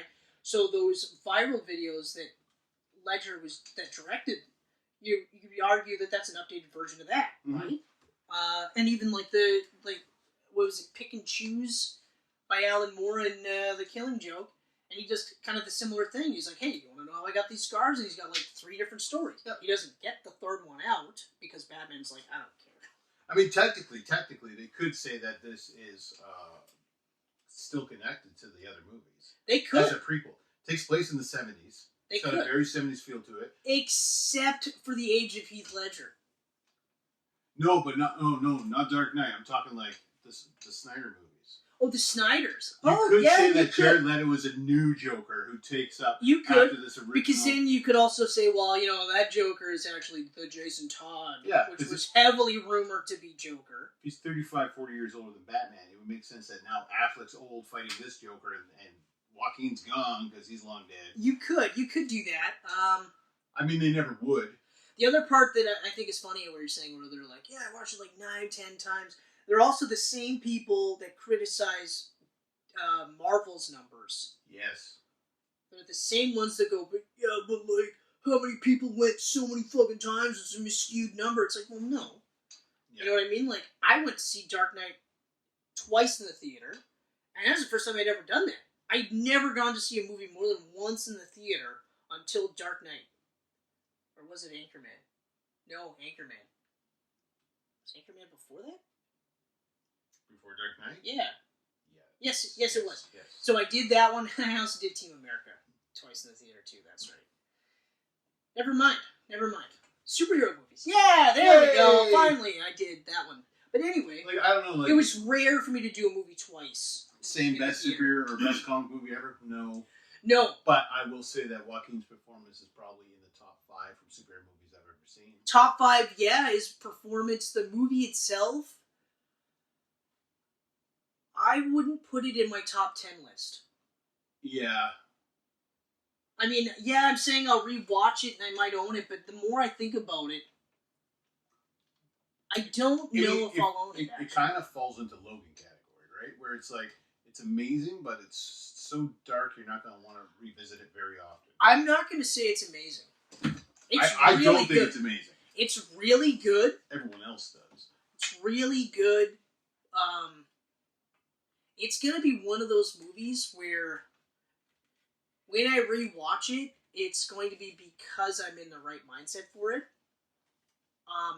Actually, you know what? It might be one of those where Michelle might be like, you know what, maybe I'll check it out, and then I'll go, okay, all right, let's watch it, and then go from there. Maybe at that point, actually, I don't think I'll be any more discerning, because I was really like, I'm gonna fucking hate this movie. Even though the trailers looked really good, I was like, I don't know about this. There was so much where I was like, Ultimately, it is a good movie. Ultimately, I know I will rewatch it at least once.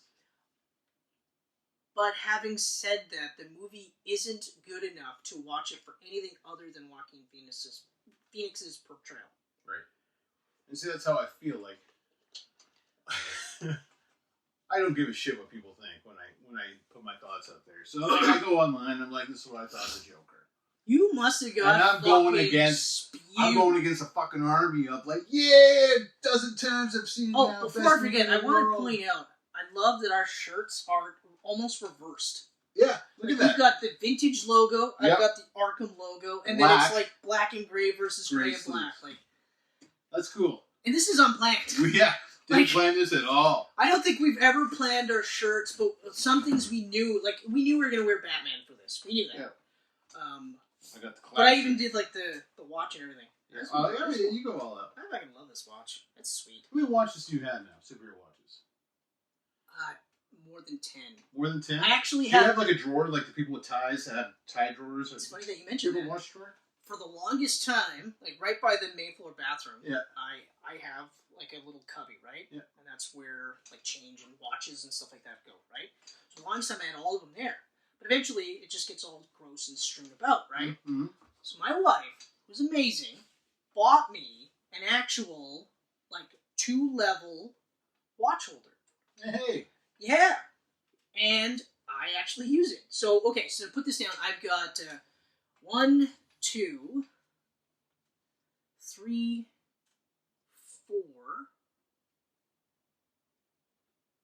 4 Batman watches. Okay. I have 1, 2, 3, 4 Superman watches. Okay. I'm up to 3 Nightwing watches. Wow. So I'm at 11 It's now. actually amazing they made 3 Nightwing watches. Yes. Yes, there is. Yeah. I have a Robin watch. Mm-hmm. I was really surprised that they made a Robin watch. So that's 12. I think that might be it. Oh, a Captain America watch. Okay. So you do have a Marvel character. Yep, 13. Does Marvel. Spidey watch yet? No. See, Marvel ones are hard because, like, first of all, the Captain America one is like the generic like shield. Yeah. Which, okay, is fine, and I like it. It looks really good. The Spider-Man ones, a lot of times, like, none of the new, like, Homecoming or Far From Home, none of those logos are in a watch. Mm. They don't really do logos so much with Spider-Man. Or if they do, it's the Amazing Spider-Man logo. Okay, yeah. Which I was like, I can't. Like, Yeah. I didn't like that version of the spider, even though now, like, I'm not the biggest fan of the Raimi trilogy spider, like this spider here. Yeah. I like it in the context of the movies and stuff like that, but I kind of prefer the way the Homecoming costume looks. Yeah. Like, I really love the Homecoming blue and red costume. That's my favorite. I like the blue and black from Far From Home, or black and red from Far From Home. But that immediate or initial Stark suit one is awesome. It's so good, and I'm actually really mad really good. that he didn't go back to The that. moving ass. Yeah, exactly. Well, maybe we'll see it now. He's back in the MCU. Yeah, but they just go through the trouble of giving him this admittedly sweet-looking red and black suit. Yeah. Although, I hope for the future they cut down on the amount of CGI overlapping that they use on that costume. Oh, yeah. Like, when he's swinging around, And he's shiny looking. I'm okay with you having CGI when he's swinging around. Yeah. That's okay. But when he's talking to MJ or anyone else and he's in costume, leave it. Make it look fabric. That looks awesome when they do that. Yeah. Okay. But anyway, yeah, so 13 watches. 13 watches. That's from what I can recall. That's amazing. Yeah, because that's,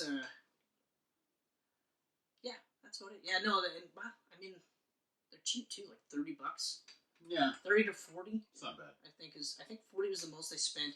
That was the Nightwing one, but that one. You find them in stores or online? I get like online. a lot. Online all? Most of them are online. Yeah. Some of them, like, it depends on where I'm at, though. Like Hot Topics has some cool watches, don't they? Not so much now. Not so much now. No. Because the Big Bang boom is over. Big Bang boom? Big Out. Bang boom. So now, all that stuff you find online. I Yeah. used to find, like, Journeys at Miller Hill Mall. Yep. That was where I first saw the Superman watch. And I was like, oh. And that was the one where Michelle's like, just buy it. Because if you don't, you'll regret it. Yeah. And then I have the replacement of that one for when I got married. So that's the one with the inscription and everything. Mm-hmm. So I don't wear that one that much, right? But yeah, so it just, I love it. It's awesome. Okay, so Joker. is finished. I am Joker done is talking finished. about that. It's better than Shazam. It is better than Shazam. Oh yeah, okay. All right. Okay. YouTube changes. Yep. I heard Did some. you hear about all that shit? I heard You some. heard Yeah. that shit going down? I literally, when I upload a video now, I have to say, this is not appropriate for children. There's actually something you got to go and click on. Because if you don't click on it, then YouTube can change it themselves And if they change it that's appropriate to children, and someone sees it and goes, this isn't appropriate for children, we could get hit with a lawsuit. So it's one extra click you have to do? It's an extra click. Oof. I'm already doing a lot of clicking, man. I'm sorry that you have to click one more thing. Okay, it's okay. So, I'm not really sorry. It's actually, I don't know if you could tell, but I was being really sarcastic. You haven't been able to tell by all the ass hair talk. Really sarcastic. Are you sarcastic? You're never sarcastic. Totally serious. Why so serious? Yeah. Oh, okay, Joker. Joaquin's performance. Where do you list in the Joker listing? Who's your favorite Joker?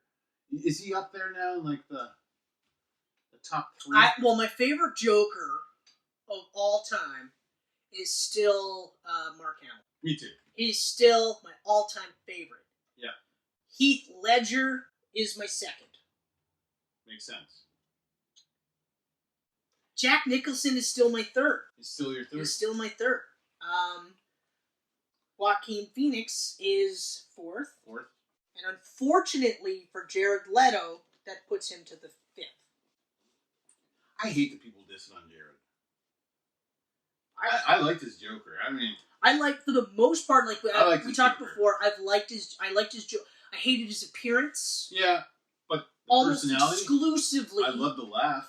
I loved the laugh. I loved that even his own crew were like, man, I don't know what to fucking make about this guy. 'Cause what the fuck? You know, like this scene in the nightclub where he's like, hey, go ahead.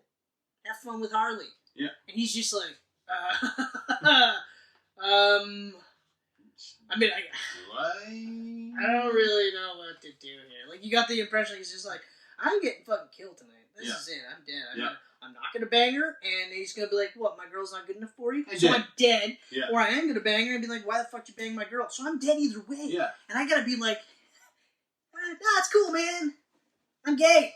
Yeah. You know, and knowing Joker, you'd be like, cool, I'm into dudes too. You know? Which, I could see that being a thing where, like... Oh, absolutely. You know? That's the thing with the Joker. You never know what you're going to get from him. Yeah, like, it's kind of like, it's Deadpool, but, like, super creepy Deadpool. Although, while we're on the subject, Deadpool's not the kind of guy you want to hang out with either. No, God, no. No. And that's the other one that I always like to find it funny when they're just like, Deadpool's amazing, he's the coolest guy ever. And it's like, yeah, but you wouldn't want to hang out with him. Yeah.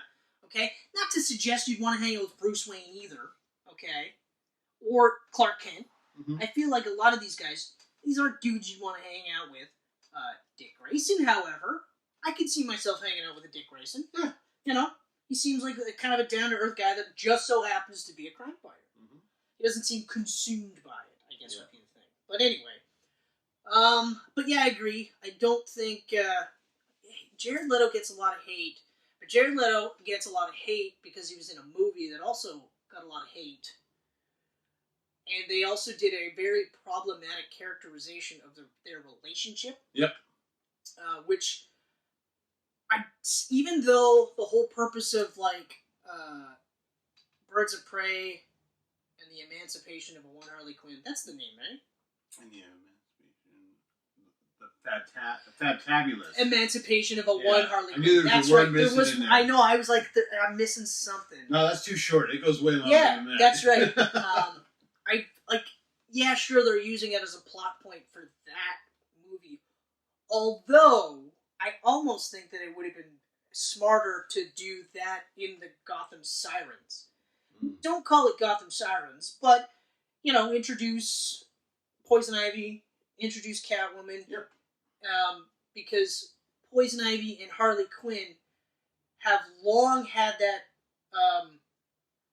similar relationship that she and Joker have had. Or, like, even in the animated series. Like, I remember rewatching those episodes as a little bit older, and I was going like, there's kind of something going on here that you could argue is sexual.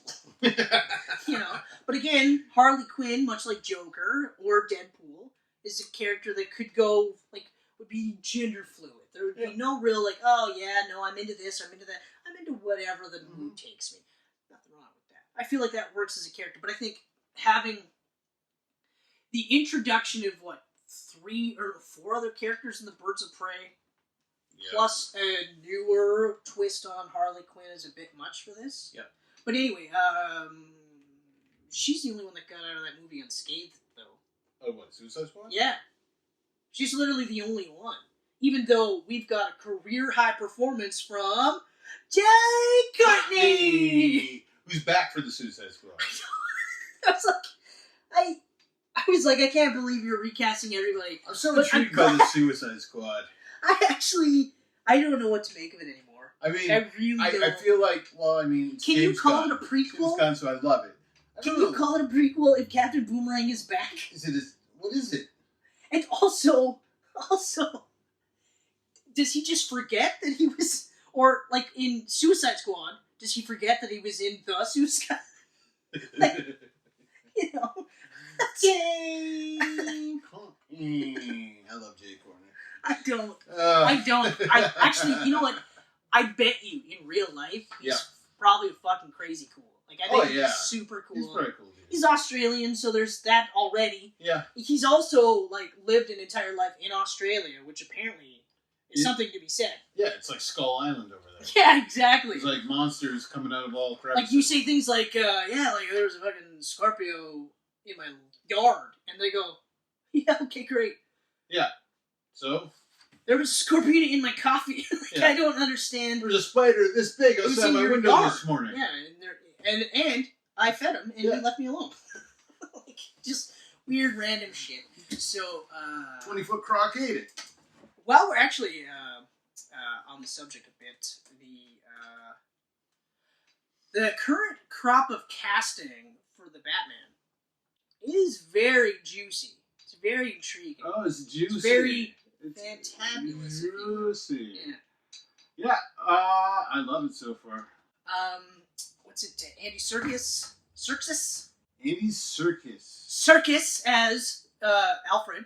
As Alfred. Now, knowing Andy's talents, do you think he's somewhat wasted playing a character like Alfred when he could have been someone? No, because he like was Clayface? absolutely amazing as Claw in Black Panther. He was. He was so good. He was. I think people. He was so good that I actually was so mad that when I seen him, I was like, "Oh yeah, you're not gonna get a sequel movie.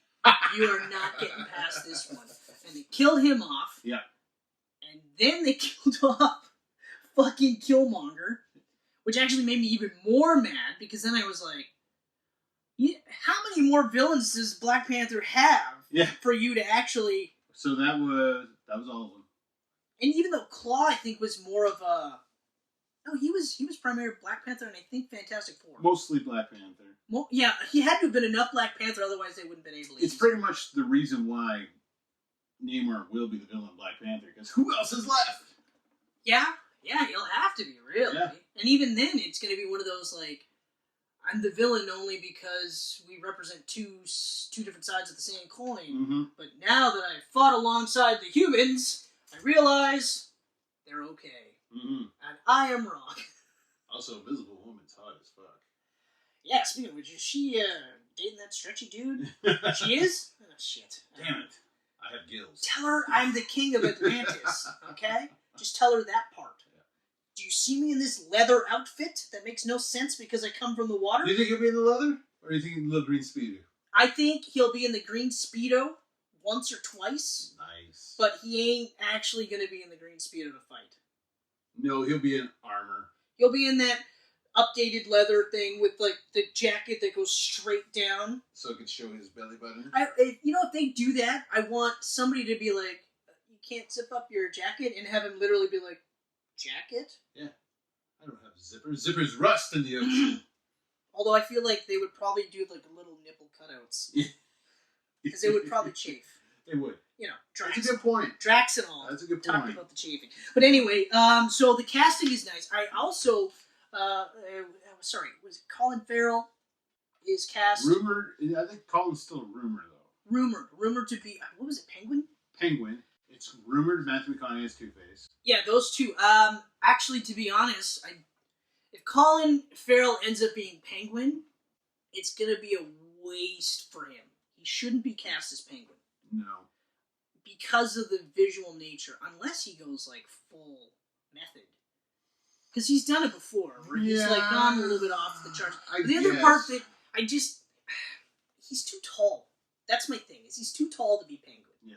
You know, he doesn't have to be like Danny DeVito height. No. Although, why would they just cast Danny DeVito to be Penguin again? Or Peyton Oswalt. Peyton Oswalt would be perfect, I think. He was actually the Penguin in a YouTube video, was he not? In one of those Batman spoofs, he played the Penguin. I think you're right, actually. And he was awesome. I think you're right, but I think he'd be great, especially because like he's got the height and the build for it, right? Yeah. Because that's the other part is like I know that like Colin Farrell can put on a fat suit and like look kind of gross and ugly and stuff like that. As ugly as a guy like Colin Farrell can look. You know? Yeah. Because is it possible? Let's find out. Pressed. What was that movie that he was like? Horrible Bosses. Yeah. Horrible Bosses. Yeah, he was pretty gross. He looked gross in Horrible Bosses. Like, just gross. But anyway, but he's too tall. That would be my main thing. Matthew McConaughey as the Riddler. Or Two-Face. Or sorry, as Two-Face. I think would work, but I think they shouldn't. I don't want them to necessarily do the same thing they did in Dark Knight, where they do the whole rise and fall arc. Yeah. But it sounds like most of these guys are already going to be like as they are. Mm-hmm. So there's no origin for the Penguin. Yeah. No origin for Two-Face. I love Matthew McConaughey. It sounds like they're going to be villains already. I love Matthew McConaughey, and I feel like he will do a really good job as Two-Face. I just don't think that's the right role for him. Who else could he really play in the Batman universe? Honestly? Yeah. With his build, he could... I'm trying to think of the Rogues Gallery right now. Well, shit, he could play Prometheus, he could play Wraith, which is another Batman I guess type if you're character. going to go... But obviously, this for the first movie, they're going to be using the well-knowns. I would take him more as Riddler, actually, than I would as Two-Face. Isn't someone rumored to be the Riddler, too? There is someone, I can't remember who, though. Paul Dano? Yes. Paul Dano is... Right, and not rumored, he's official. No, he's officially been cast. He's official. I love Paul Dano. That guy's underrated. He's going to be really good. He is underrated. He's going to be really good. He's going to have a creepy vibe. He's going to have a creepy vibe. Fuck, man, like, hell, Thomas Elliott. Yeah. He could be Hush. They're almost going like Hush route right now. Why not? With the amount of villains. Like, if they end up casting another Joker, and I don't think they're going to have the Joker in here. No, I don't think so either, especially because, it's coming out too soon after this one. They're talking about and he would overshadow the other villains. He would definitely overshadow the other villains. But it would be similar to having, what's his face? Sorry, Jared Leto. His Joker, I feel, would overshadow some of these guys too. Yeah. But maybe they cast, Matthew McConaughey as Two-Face, but it's really a fake out, and he's Thomas Elliott. I dig it. I would too. I would definitely do that. Well, isn't Tommy Elliott though the same age as Batman, Bruce Wayne? Yeah. And Robert Pattinson's quite a bit younger than McConaughey. So, Thomas Elliott smoked and partied and had like a wild time, man. Okay, now I get it. And he's like, everything's great. All right. And then the biggest, we got Jeffrey Combs as Professor Gordon. Yeah, actually, Commissioner Gordon. I liked that casting. As soon as I saw it, I was like, yeah, that's great. There's the other one. I love that guy. What's the woman that's rumored to be a brand new character, but may or may not be a fake out for Barbara Gordon? In this movie? Mm-hmm. I don't know. What's her name? I didn't hear about this one. I know Zoe Kravitz is Catwoman. Yeah, which is great. I can't say that it's great because I don't think I've seen her in anything. I've seen her in a lot. Okay. She's got the look for sure. There's aspects that I'm okay with. As an actress, she's good, but I think she'll be good. So this is the first time we'll have a black Selena Kyle. Yep. Which because Halle Berry was someone else, right? Get a different name? Yeah, Patience Price or whatever. Oh, yeah, right. God, that was so brutal. That's such a bad movie. It was such a bad movie. I'm getting more excited for the Batman, though I continuously wish I could have got one more Batfleck movie. God, I will forever wish that. I feel the same way. While you're Googling, how about all the release the Snyder Cut stuff this week? I mean, you can't tell me that all of a sudden... The latest rumor I'm hearing is that it'll be released on HBO Max. Yeah, which I'm fine with because HBO Max shows are going to be on Crave in Canada. And I have Crave. Okay, yeah, so because, especially because, like... Well, it has picked up so much steam, so much that we've been talking about it quite a bit, that I'm like... At this point, like, now full articles are being written. The most recent article that I had read was based off the picture that Snyder tweeted of Superman being held. His rise has yet to come Yeah. or something. Yeah, exactly. And it's Cavill in the picture. And it's Cavill, and, then, it's not like fucking reshoots Cavill either. No, and then 24 hours later, we get Ben Affleck, Gal Gadot, Jason Momoa, and Ray Fisher all tweeting and Instagramming whatever. Yeah. Release the Snyder Cut. And Cavill's like, hold on, I'm not done being Superman. I'm not done with Superman. I want more. I want to have that Superman that you saw in the comic books that you grew up loving. Yeah. It's not his words, I'm paraphrasing. But that's the spirit. He's like, that's what I want. Yeah. And I'm not done yet. I still got the cape in my closet. And I was like, oh. Right? Oh.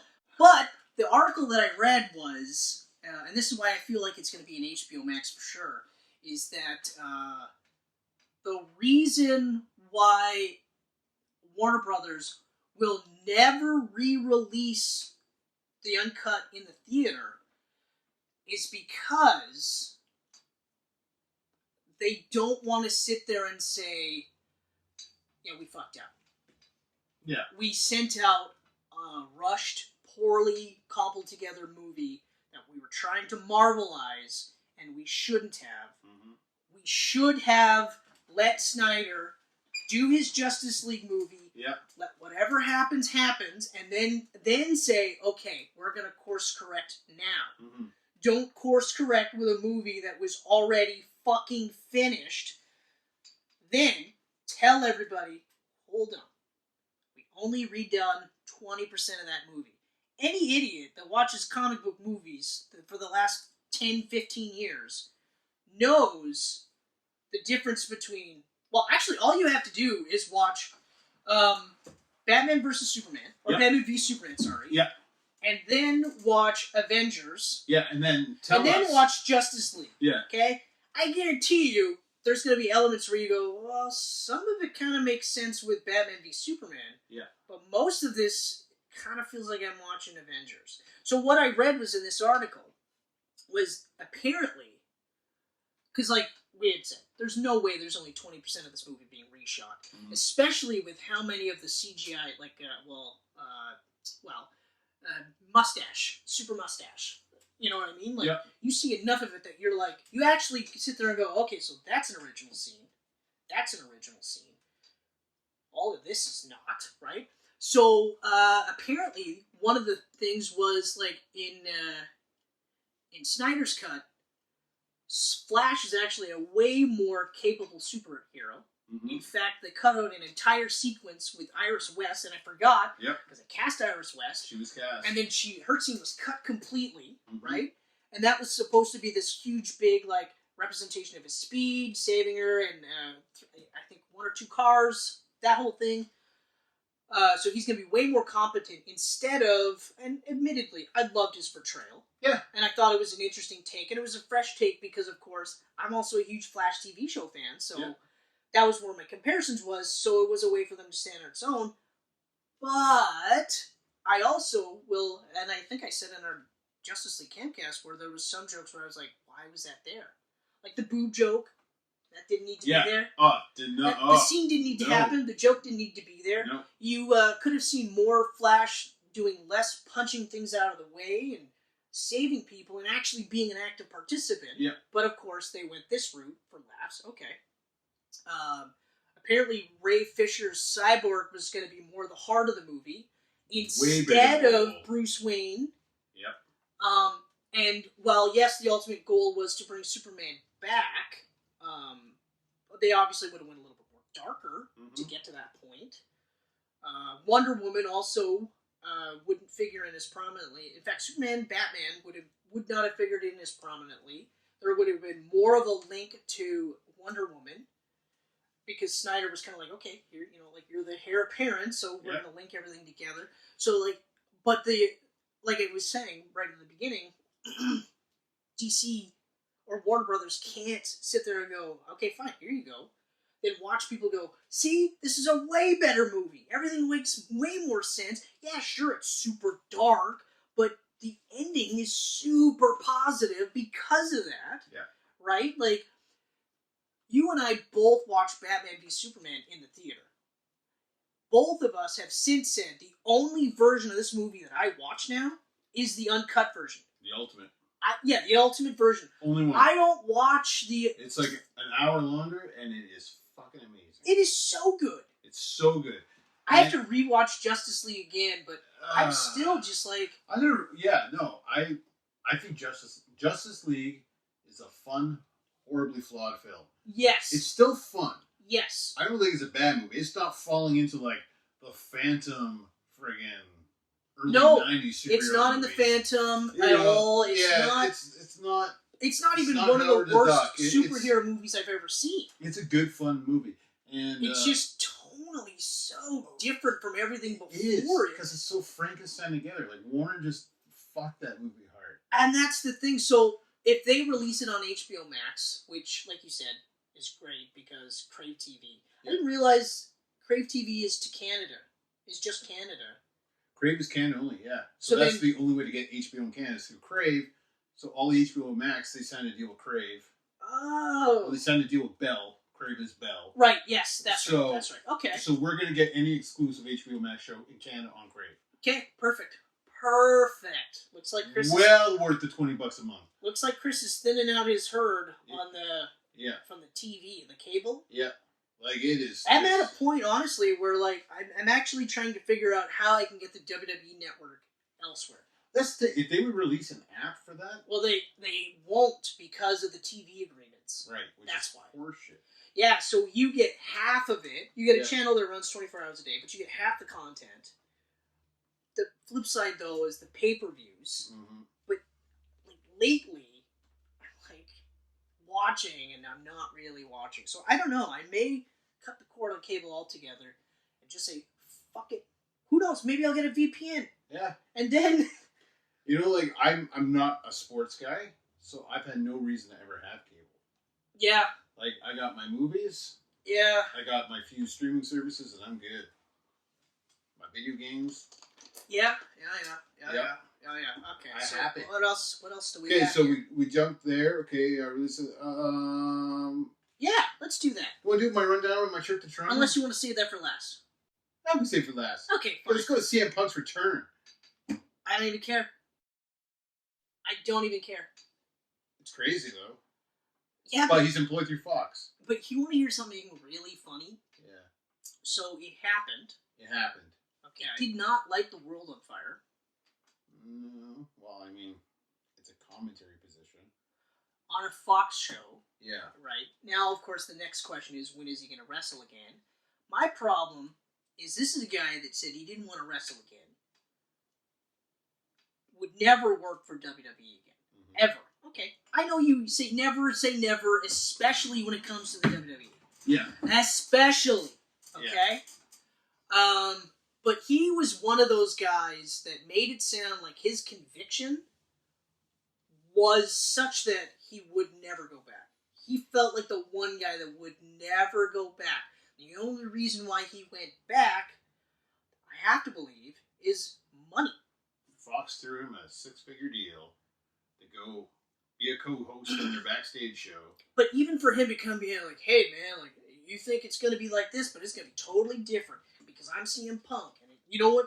Pipe bombs. You're going to get that every week. And it's like, no, you're not. You're not going to get that. You're not the same guy. I mean, I actually had nothing but respect for him even more so the fact that he went through UFC and went through it twice. Yeah. Got his ass handed to him. Yeah.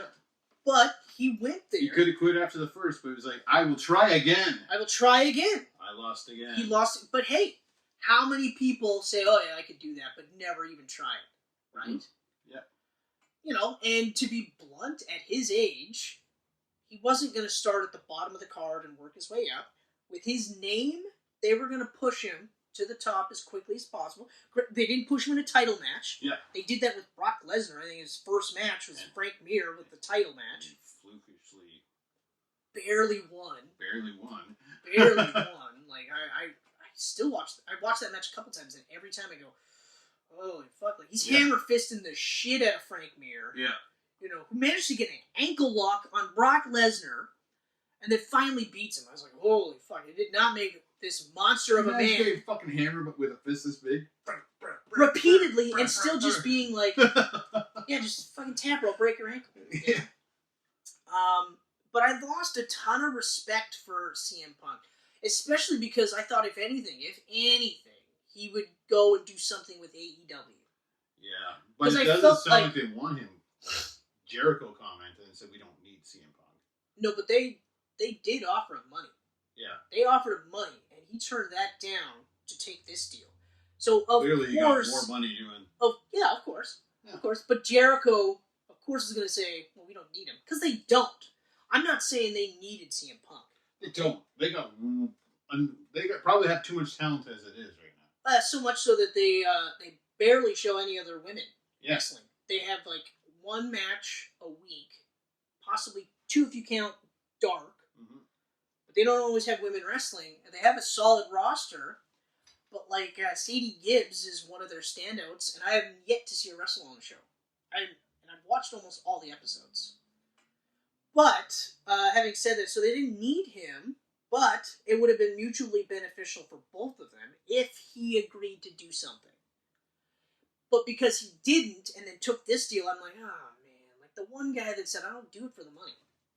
Like, he walked away from the WWE, big money contract, and made enough that he didn't really have to do anything. Yep. He made enough on his UFC stuff, you know what I mean?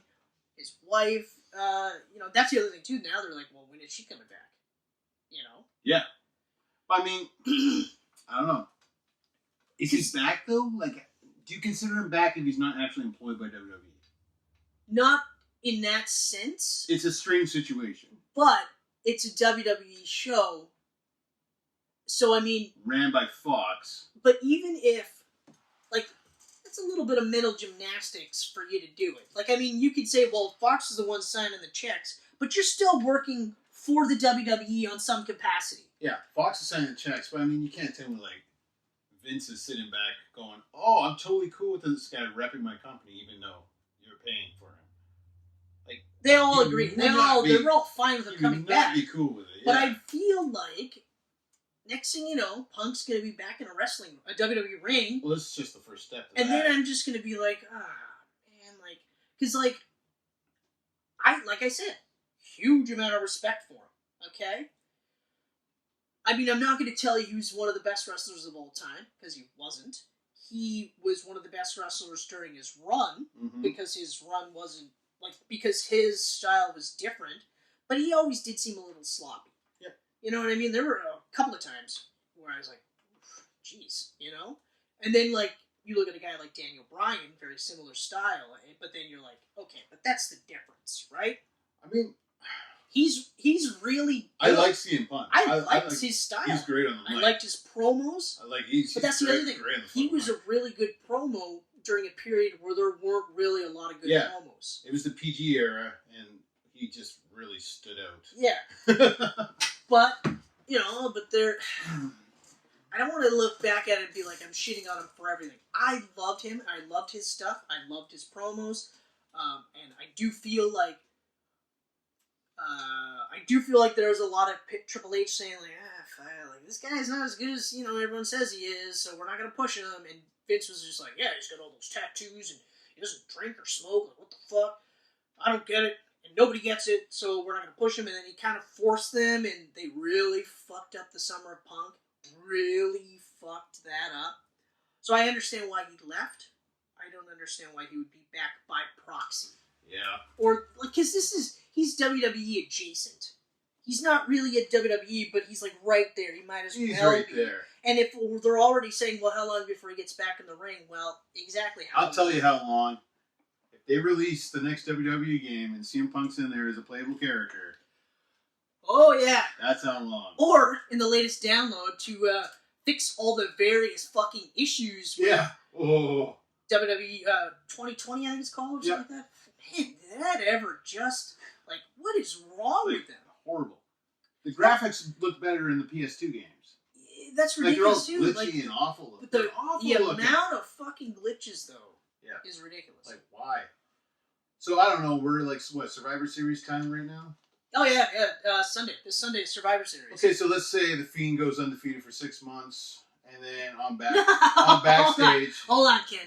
On backstage, the Ken. Fiend takes out CM Punk. I'm actually going to stop you right there. I understand where you're going with this. I'm going to stop you right there, Yeah. okay? CM They've Punk. already fucked up the Fiend.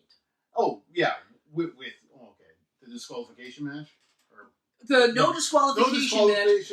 But the ref stopped it because he felt that Seth Rollins took too much of... Or no, the Fiend took That's too much only of the because beating. Saudi Arabia paid them more money than had Fiend win there. No. No? No. That's another classic Vince move where he goes, yeah, they're dumb. They'll love it. Yeah. Because they rushed into this. They should not have put the Fiend in a world title match so soon, okay?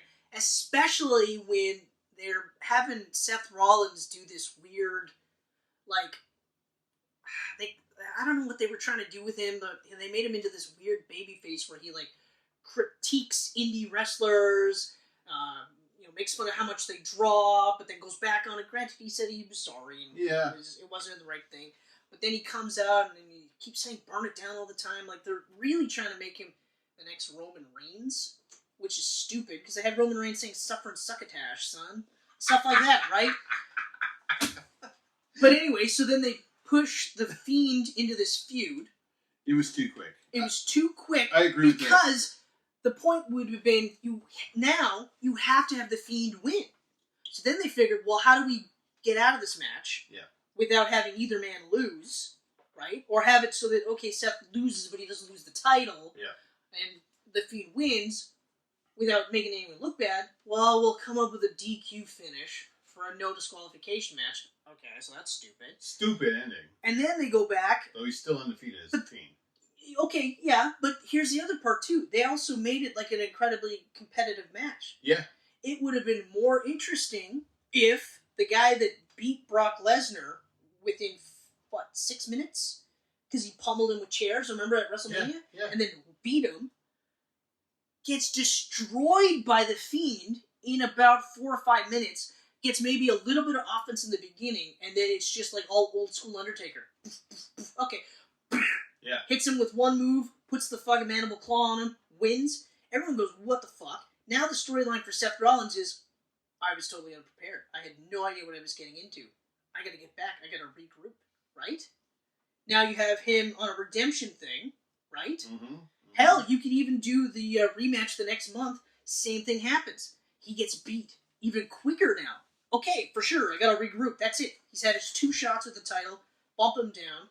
Throw someone else, just throw anyone at the Fiend at this point. Now you've got your 6-month undefeated streak, and in that time, if you still want Seth to be the guy to take the title off him, build him up at that point, right? Yeah. Or build up anyone else other than that. Hell, like you said, you could even do the CM Punk thing. Well, now they switch brands now, though, right? Like, isn't Seth still on Raw? Yeah, he is, but it doesn't matter, right? Like, No? I'm just saying, like, in terms of that storyline, you could even have that, okay, well, now the brand split. Yep. So he's on SmackDown, and then Rollins is on Raw, but his storyline could be like, that's still eating him up. So now he's got to beat all these guys, and then eventually make himself so worthy that he's like, Vince, put me on SmackDown. I want to take that title. Yeah. You know? There's ways around it, but they fucking shot themselves in the foot by going, oh, the Fiend is so hot right now. So hot right now. Yeah, I know. Right? Though, admittedly, I love the fucking Fiend. Like, as soon as I was like... Actually, to be honest... As soon as I saw it, like, his first appearance, I was like, Oh! I don't know what I like more, though. I love Bray Wyatt, too. I think I like Bray Wyatt in the Funhouse more. Like that actual weird kiddie show that he's got. And then it gets all... And then the music goes with... you know what? I love dramatics. That's why I've always loved The Undertaker and Kane and Mankind. And I just, like, The Fiend... Gangrel, I guess, at first. But. The Fiend is great. Like, I love The Fiend. Like, and I love that The Fiend is the one that's doing the wrestling. Yep.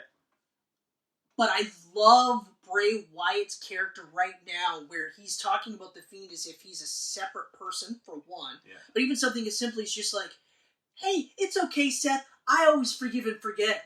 But you know who doesn't? He never forgets.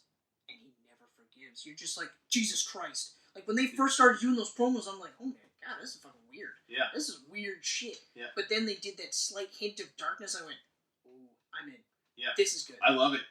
I love it. Like, those promos were so good. I don't like his acting is on the solid. one. Apparently, it's all him too. Yeah. Like it's him and one guy in their storyboarding, but it's almost universally him, and that's it.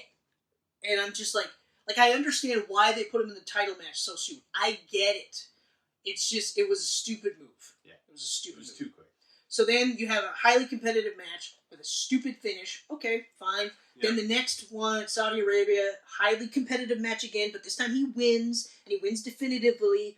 Okay, fine. And, like, pretty much made him look immortal in the case. Like, oh, he's getting fried. Oh, he's still alive. Yeah, but it's still just like, and also I understand, too, it's kind of hard to do, like, a magic sort of supernatural gimmick in this day and age. I get that part, too. But no one's questioning the Undertaker. Yeah. We all know it's fake, but no one's going like thunderbolts, really, or lightning. Yeah, really. Yeah, there's a ceiling in here, idiots. Right. So I mean, personally, I think okay, he beats. Who's he fighting? Survivor Series? Daniel Bryan. Yes. Okay. Yes. He's gonna beat Daniel Bryan. Yep. And then he stays undefeated. And then he has to stay undefeated. And then I think because I mean he's on Fox now. He's on SmackDown on Fox, right? CM Punk's on Fox. CM Punk's on Fox. Yep. So I think if you have him just commenting and going out the Fiend and like dissing on the Fiend, Fiend shows up on backstage. Lights go out. Yeah. Mandible Claw and CM Punk, and now you got your WrestleMania match. I agree. CM Punk returns to WrestleMania to fight the Fiend. I agree. Big money. I also don't think that that's their big Mania main event match, though. It's going to be like... It's going to be some old school it's going to be Brock Lesnar and Cain Velasquez again. Yeah. Well, because Cain Velasquez signed a full contract. You think they're going to... But he signed like a Brock Lesnar contract. Right. So whenever. Yeah. Whenever I feel getting on the plane and although, like, there is a heavy feeling that there's a possibility that Rey Mysterio beats Brock Lesnar at Survivor Series for the title. That would be nuts. Well, it's a no disqualification match. Yeah. Which we know now that doesn't necessarily... That doesn't mean anything. No disqualification. But the argument could be that now, because like 2 weeks ago, Rey Mysterio beat the shit out of Brock Lesnar with a fucking fake-looking lead pipe. But it was still... Yeah. The concept was it was a lead pipe. Yeah. But he jumped him, beat the fuck out of Brock Lesnar. Like, and then Brock wasn't on Raw this week because of it. And I was just like, huh, okay. But then when I read the article in What Culture, they had formulated this theory that... Or no, sorry, that's not... It was this other one that I read. Beyond the Ropes? I can't even remember now. But anyway, there's two primary sites. Shout out to that other place. That other place that at some point I'll remember it. My apologies.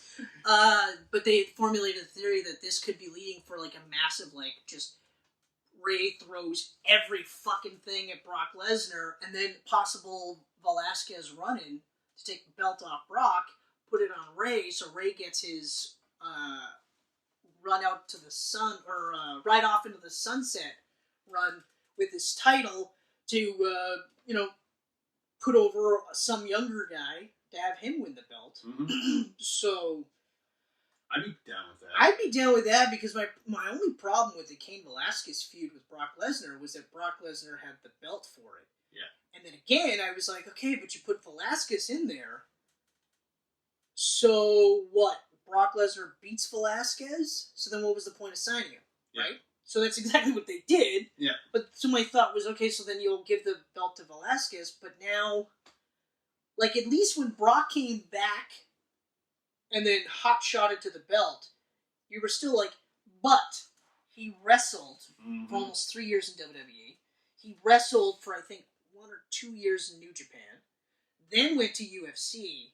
So, I mean, it makes sense to me. I'm okay with it, right? And also because his victory was so, like, different and dominating that I was like, oh, fuck. And then he had that crazy long run that I was like, this is actually refreshing. Yeah. Now I'm like, no. You don't need a 3-year run, you asshole. It's done now. Fuck you. Yeah. Oh, but it wasn't 3 years. I took a month off. Although here. I switched belts there. My theory is ultimately Brock's run is going to take him up to WrestleMania again, and Roman Reigns is going to be the guy that beats him in the main event again. Because they feel like at this point now they'll be able to have Roman Reigns over as their top babyface, which I don't think is ever going to happen. I think is Reigns on Raw or is he on SmackDown? He's on SmackDown. Okay. No, he's on, and Lesnar's on Raw now. Lesnar's on Raw. So it could be Rollins and Lesnar again.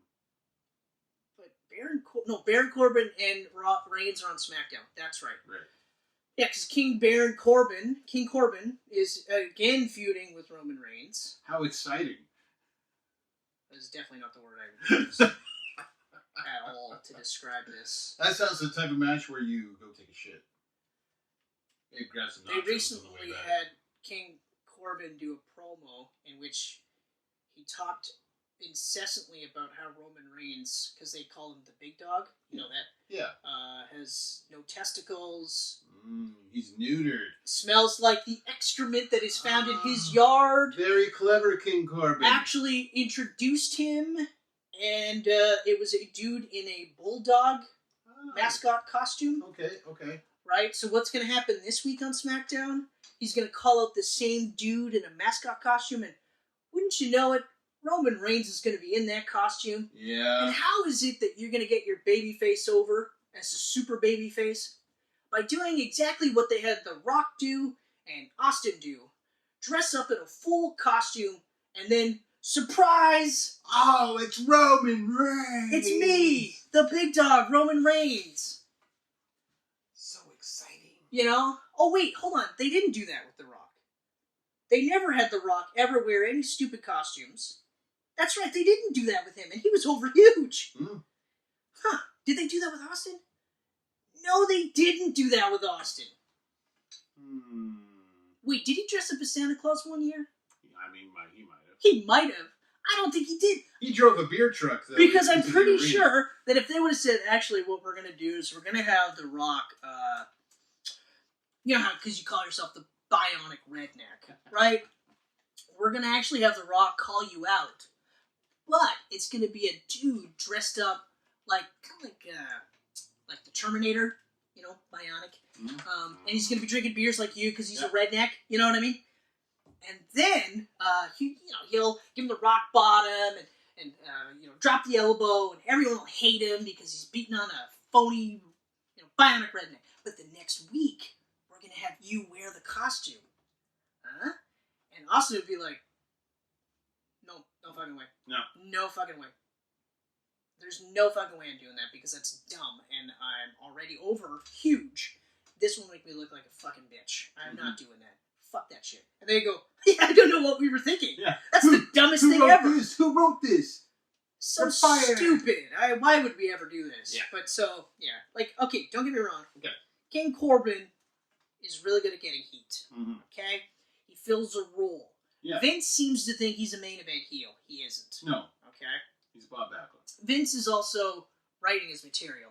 I don't know this for sure, but I'm willing to bet that he's writing his material. I think it's something to do with Corbin always saying how great Vince is. Do you remember earlier in this little rant here that I mentioned that at one point Roman Reigns had actually said, "Suffering succotash, son"? Yep. You know who wrote that for him? Vince? Yeah! Yeah! And who thinks shit is funny? Vince. That's crazy. That guy named the Big Dog would be quoting a cat. Yeah. Okay, so... okay, so that is the CM Punk, a little bit Yeah, of that's right. AEW, a little bit of Fiend, and then Just a a little wrestling bit rant of because King I'm Corbin and still stuff. a wrestling fan. Yeah. Yeah. You feel good? You got some of it out? Yeah, I got some of it out. Good. I mean, I feel all right. Good. There's more, but we don't have all night. We don't have all night. Oh yeah, we touched upon the Henry Cavill stuff. Yeah, we did. Yeah. We did. I'm actually really glad. I'm really glad, especially because he's on the cusp of his Netflix Witcher show. Yep. Which has the potential to be amazing. Like, it looks so good. Mm-hmm. And I really like that they're skewing more of a horror vibe Yeah. than they are with just swords and sorcery. Me too. I watched one trailer and I'm in. I know. I'm not watching anymore. No, I'm actually at that point too. December 20th. I'm like, I'm okay, watching just it. leave it. Just leave Watching it. The Witcher. But I'm really happy that he's pushing for another Superman movie. Yeah. Which makes me happy. Me too. Because he's a really good Superman. Never once has he said he's done. Yeah. I mean, Affleck has. But with Affleck, I get it because, like, I guarantee you that his Snyder Batman, I bet you, even if there was that scene where he's like that world weary, where he's talking with Diana or Wonder Woman, for those of you who don't know, and he's just like, look, like, I'm fucking old, and like, you're a god, I'm human. and this guy is fast, and that's a fucking cyborg. Like, I just can't do it. I think even if that scene, which I'm not a big fan of that scene, I said before. I like that scene. I know you like that scene. The scene itself, because it wasn't funny. It played like I like the humanity. My problem with it though is it's just kind of, it seems like out of context because it's just like. I mean, yeah. It's just part and parcel with the movie itself. Out of context, it was really the I'm bleeding. Yeah, I'm bleeding. Well, that one on the ground. Yeah. I mean, it was kind of like and then it was kind of like no. It was just. That's bad. It was just like no. Batman wouldn't be making jokes like that. Just go him like this, and then looking at the bruises later, and Diana checking on him and stuff, and then him doing that. I think it would have been great because it would have led into either him retiring or him sacrificing himself in the second Justice League. Yeah. And it would have been an epic farewell. Yeah, but that's the other thing too, is I almost feel like in Snyder's cut, we actually have a reference to Dick Grayson. You might. Of some sort, so that way you have that other person that can just easily step in. It's apparently 4 hours long, the Snyder cut. Yeah, I know. And Junkie XL did the entire soundtrack. Yeah, so. And then Danny Elfman rewrote it. That's the other part too, where you're like, Oof. You have a perfectly cut soundtrack. Yeah, you got someone so like Hans Zimmer quality. Like Danny Elfman, which is nothing wrong with Danny Elfman. I don't mind Danny Elfman, but I mean, he was just like, all it was recycled music. Yeah, there was really nothing where I was like, oh, okay. Like, I half expected them to do the animated song for any time you saw Batman. Yeah. Like, the quiet, somber moments is like, bum, bum, bum, bum, dun, and then when it's like bombastic, bap, bap, bap, bap, dun, dun, dun. You're like, Jesus Christ, man. But anyway, okay, so, yeah, anyway, that's it. Witcher 3. Witcher's going to be awesome. Love Henry Cavill. Yep. Cavill. Can't wait for Superman 2. I really hope it happens. Yeah, you know what? They could be... Like, I was thinking that's a tease for the Snyder cut, but maybe it's a tease for Man of Steel 2. And maybe Snyder's coming back to do it. And I would be totally down with that. I don't know if that's the right move, though. I would be so down with Man of Steel 2. I'd be... Man of Steel 2? 100%. Yeah. I don't know if we should risk, like, tempt fate with Snyder to do Man of Steel 2. I'd be down with it. But I also get the... I like Snyder. If I'm Snyder, though, why would I want to work for DC again? Because basically Warner Brothers. Warner Brothers has come out and said, your shit sucks so bad. Yeah. That we actually had to So you gave him 1, 2, 2.5 movies. Your shit is so brutal that, like, we have to rewrite your entire script. But we had to also lie and say, no. Hold on, guys. It's only 20%. Yeah. Okay? Just so that we could make money. We still did make money. We lost money on this movie. But it's mostly your fault. You know what I mean? Like, they're not really sitting there going like, okay, guys, we fucked up. Mm-hmm. Okay, we got really, really worried about Snyder's cut of this movie, and we panicked. This is what happened. We fucked up. No, they're blaming Snyder. So silly. You know? It's so silly. I don't know. Like, he was with Warner Bros. For a decade. It's crazy that they would just, like, crap on him like that. Yeah, exactly. I mean, he made them enough money that they said, you get Superman. Yeah. Not the smartest choice to pair him with David Goyer for that movie. Yeah. Okay? Dark director with dark writer. I will maintain that. I get that. I mean, and I still really love Man of Steel. Mm-hmm. I still really do. It's not a perfect Superman movie. Of course, my argument is it shouldn't be because I wonder if that's the final cut. it's Man of Steel Begins, right? So, Yeah. so it shouldn't be a perfect Yeah. Superman movie. Batman v Superman. Again, Goyer. But you have to watch the ultimate cut. Yeah, you watched the ultimate Actually cut? get the whole movie. You're getting a great movie. Except for Jenna Elfman, where you're still just like... Not Jenna Elfman, Or Jenna Malone. Jenna Malone. Jenna Malone. You're You're like, still like, oh, here's your role, and yeah, it didn't need to be there. you, in fact, could have cast anybody. Give me a nobody. Instead of me going like, oh, her, I love her, she's great, Oh, really great. Oh, it's a nothing role? Okay. sweet. But anyway, so I don't know if giving him Man of Steel 2, I don't even know if he'd take it, to be honest. I mean, I don't know. But if he took it with someone else writing it, then... I know that he's would wrapping actually- up Army of the Dead right now. Then I would be okay. Like, if it was someone else writing it, someone else that also had, like, listened to input from Christopher Nolan. I'm pretty sure the only movie that he's directed where he wrote himself was Sucker Punch. Yep, he shouldn't. Like, And that proves that Superman. he shouldn't write. He shouldn't write Superman either. I'm not saying that at all. Yep. You know, but anyway, So- hey, let's hear about your trip My trip! to Toronto. My surprise trip to Toronto. Yeah, to see the one gentleman Bronco, Yes. James Levitsky. Yeah, so my brother and my parents set up this whole thing where they surprised me, and they got me tickets to fly to Toronto. I was going to stay 4 nights in his place with him, and he bought me tickets to see Tool live. So hold on. Tool Can you be Live. can you completely frank with me right now? Tool live. When your parents gave you the tickets, Yeah. how choked up did you get? Oh, I was choked. Did a single choked. tear roll down your face? It actually didn't because I was in more shock. I Ah. teared later when I was alone. Okay. Because Okay. my brother was actually like, I thought you were going to cry. And I was like, I was just in shock and confusion because it was like the weekend after Hazel's birthday. So, Right. like, her birthday was Thursday or something, and we were there on the Saturday. So I thought, Yeah. why am I getting a birthday gift right now for one thing? Yeah, that would be weird. Yeah. So here's a. My mom brought me out this little wrench, and I'm like, okay. Your parents are fucking funny. I'm like, a wrench? Why am I holding a wrench? And James is like, okay, remember a conversation from a few weeks ago? I'm like, okay. We were watching that clip from Walter Mitty. I'm like, yeah, with the snow leopard. I'm like, yeah. He goes, I want you to watch that clip again right now. And I'm watching it.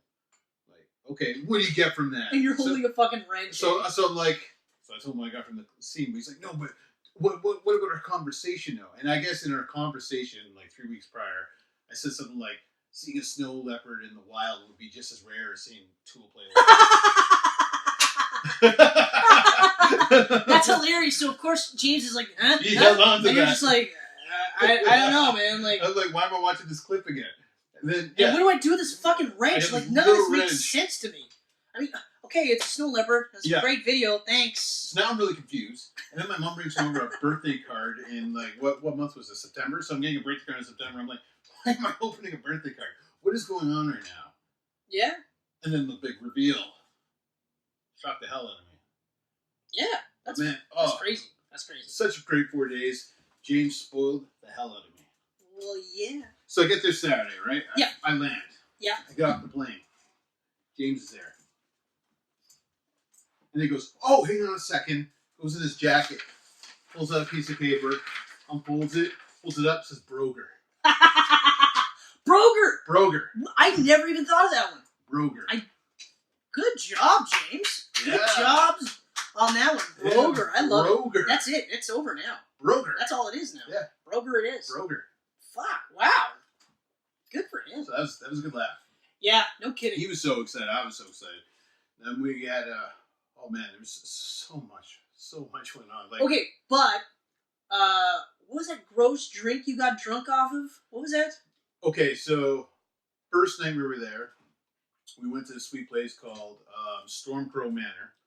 Stormcrow Manor is if you can't... That's where I got that Cthulhu mug Okay, from. but can you that point tiki mug. to the camera and say that again? Stormcrow Manor. Thank you. Like, if you're gonna do it... Everyone's like... Yeah, like, they might see bits of it, but... What's over why do you there? think every time I point to the camera, I point to the camera so that they know to remember that for later? I forget there's an audience there. They're so small. No, they're not. They're 76 strong. 79. 79?! Oh my god, we're so close to giving away the gauntlet. A little closer. We're so close. We're getting there. We're closer than we are farther. My buddy, you remember that Stranding guy I was telling you about? That Second Stream Marvel guy? Yes. Who was raving about her stuff? Yes. He started a channel in October of last year. Yes. Just past 1 year. Yep. He's already at almost 800 followers. This is good, though. Did you watch some of his stuff? Yeah. He's a good talker. He is a good talker. And I think... I like it. I like it. And then, he's daily on there. Yeah, and that helps. Yeah. You're popping out the content. Yeah. People love it. So, shout out to Trinity. He's pushing for 1,000 followers. You pointed the camera. Good for you. Yeah, well, he's in there. He's not over there. You're learning. I'm learning. Excellent. Okay, alright. So we went to Stormcrow Manor.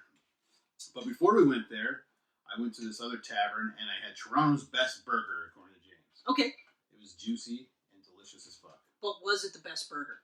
In Toronto, because it was the only one I had in Toronto. Okay, fair enough. It was amazing, though. Fair enough. It's like cheese, burger, cheese, shit. burger, cheese. Shit. It's just juice and cheese in your mouth. Huh. That's why you got all weird when I said juicy earlier, right? Juicy. Because you're like, did you fucking hear my story? I was like, the burger. Yeah. I must have you. I must have you. You, like, right away, you've got bun and cheese and then burger. I'm like, okay, I'm in. Yeah. I'm in. Yeah. Because I know that cheese is going on top of that. And good. But, okay. How big was it? Okay, so not bad, actually. But it was, like, smaller. It was almost like... Well, see, like because, Coney like... Island size. Yeah, see, like, I noticed, like, the big, huge, giant patties. I'm like, I can't... Where you're like this? Yeah. You're like, arr, arr. This is, like, nice and compact. Nice. Arr. And then squeeze it, and then Squeeze. take a bite. Yeah, okay. Yeah, All catching that juice and cheese in your back fingers. Yeah, so that way, like, you literally have to, like, soap and water later. Yeah, how is everything? Delicious. Yeah. Where's my bed? So yeah, we went Stormcrow. Okay. Stormcrow is a bar that revolves around pop culture. Yeah, you were mentioning that. All the food, all the drinks are named after things from movies.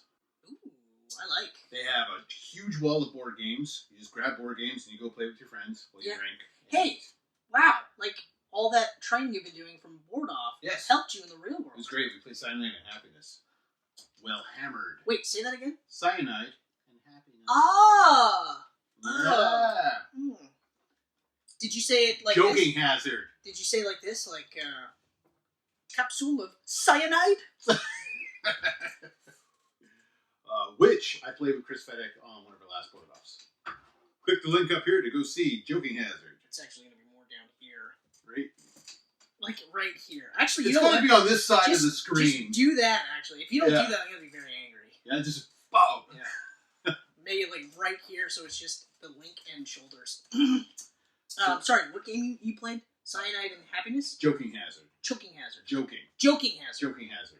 I haven't watched all your clips. It's a card game. I gotta watch all your clips. I watched It's really fun. a few. Actually, to be honest, I watched more than most of them, but it's one of those where like a lot of times it's late at night already. Yeah. And I'm just like, okay, watch later. Yeah. Watch later. And it's not like us where you can just listen. You gotta kind of see what's going Yeah, on. that's true. It is. Yeah. It is a visual thing. That's right. Although I fucking loved the hat that he was wearing the other night.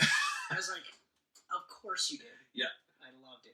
I loved that it wasn't in the intro, but then in the actual episode. Yeah. I was like, that is good. That's real good. So Yeah, I'm pretty happy with that. didn't go good with his shirt though. His shirt. He's got to branch away from Hawaiian shirts. He will never branch away from the Hawaiian shirt. No, It is part of his DNA. but then again, it's like, well, Chris, you could just as easily branch away from superhero shirts. And it's like, no, never. They're No, a I part of can't. me forever. You know, anytime I'm wearing a long sleeve shirt, you know what's underneath it? Superhero shirt. Mm-hmm. Yep. Yeah. So, Okay, I so- had the Dr. Sleep. Ooh. And it was literally the red rum. Ooh. So it's this fancy rum drink. That is surprisingly topical too. Bubbling. All their drinks bubble and smoke. Oh, okay. It's crazy. All right. I you know what? I got some drunk videos that I took, and I'll play them here. I'll show everyone. Well, the audio might be off just The because. audio will be off, but that's fine. Yeah, I mean, but they can't all you be can drunk videos see- of me, You right? can see what's happening. They gotta be some can't- drunk it's videos gotta of be you. so- Like, it happens. at least it one happens other from one. time to time. So yeah. that they're not just like, okay, so he's a fat drunk. They'll Yeah. go, okay, well, they're both kind of drinkers. Yeah, they're even kinda though you're drinkers. not at all. Yeah, we're Canadians. We gotta stay warm somehow. Yeah, but like, I mean, the once, 5 times total in your entire life that you've gotten drunk? It's under 10. Yeah, okay. Because Yeah. when I get drunk, I get drunk. Yeah, because there was the one time with Yeah. us at the Epic owning party where we owned both sides of that party. Yeah. And they hated us for it. There's that one. Then there was... There's 2 times at least with my old clan and Westgate days. There. Right, that's right. You Yeah. weren't around for those, but No, there was because... a couple And there. that's when you were dating, and what's-his-face was with you. Carrie and Brian. Yeah, that's right. That's right. So there's that. So there was one really good drunk night, and then was one really bad drunk night. Which is, Which ended with me powerbombing him through a table. not a bad way to end the night for you. Hey, you know what? Not for him. Look back at it now, and I think, you know what? I don't even think anymore that was the night I lost my girlfriend. That's the night I first watched Aliens. Oh, wow. Chris Faddick and I watched Aliens drunk. That's a good movie to watch drunk. Now, you're saying Aliens, so you're talking about the sequel. Aliens. James Cameron. Okay. Yeah. Still. Fucking great. So good. Megan's wedding. Megan's wedding was a good one. Did you get drunk for my wedding? I think I did. Yeah. Yeah, you did. I did. You did. I did. Oh, I got wasted hard at Marty's. Okay. You look at pictures of me from there, and yeah, like I'm walking around with a gas mask on. Gross. Yeah, Whoa. someone gave him a gas mask, and I was wearing it sometime during the night. It does sound about something I would do too. It happened. Your wedding? My wedding, though not too bad. No, you were drunk, but you I weren't was drunk. I was happy drunk. I wasn't blackout. Well, I'm never really blackout. No, you weren't hammered like you were at your No. sister's. Because you were fucking hammered at your sister's. Yeah. Oh, that was probably the best. That was such a fun night. I was such a happy drunk. Man, that was so It great. was such a good night. Yeah, so I yeah. fell asleep. I at can't the think of anything else. No, and then this night in Toronto, Okay. I was drunk. Yeah. Well, as you should be. I was drunk because then I had the Beetlejuice, which is a tall green. What was its flavor? Its flavor was like melon. It was like a melon flavor. Interesting. It was That's an bubbling. interesting concoction for a drink called Beetlejuice. Yeah. Even based off the movie, seminal classic Beetlejuice, starring Michael Keaton, Alec Baldwin, Gina Davis, also by Tim Burton. Okay. Winona Ryder. Oh yeah, that's right, Winona Ryder. That's right. She was hot. She still is actually. Still, she's yeah. She's aged really well. I've always been like this kind of chick, so I was like, yeah, Winona Ryder. Um, But yeah, it was supposed to come with gummy sandworms, but they sold out the gummy sandworms. fuck off, man. I feel bad for the bartender. It's just like, okay, look, like, just so you know, we don't have any of the gummy sandworms, and you're just like, that's like 90% of the reason why I got this drink. I know. Was it about that? For me, it'd be about 90%, because I'd be like, I was like, sounds good. Sounds good. Oh, gummy sandworms in. Because I almost picture like I the want to see a gummy sandwich. Is it hanging just a out worm? of the cup, Yeah. like 1 or 2 hanging out of the cup, and it almost looks like at the end of the movie when he's like that demonic carousel. Yeah. Right? Yep. Or not carousel. Yeah, kind of carousel. Yeah. Mhm. He's got his hammers and shit. Yeah.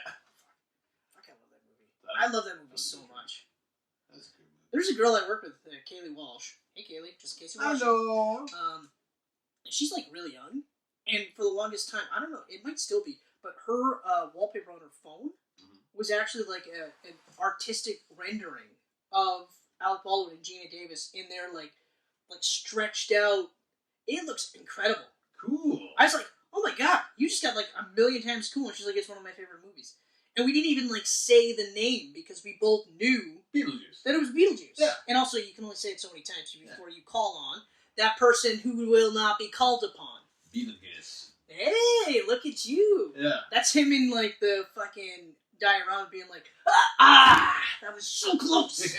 Listen here, asshole. Anyway, okay, so you had the Beetlejuice. I had the Beetlejuice. And it was really good, except Really good. for the lack of sandworms. Lack of sandworms. Then I had, what did I have next? I had some kind of blue drink, I think. Blue Moon. I don't remember what that one was called. The classic starring Dennis Hopper. No, that's Blue Velvet, actually. I had a few.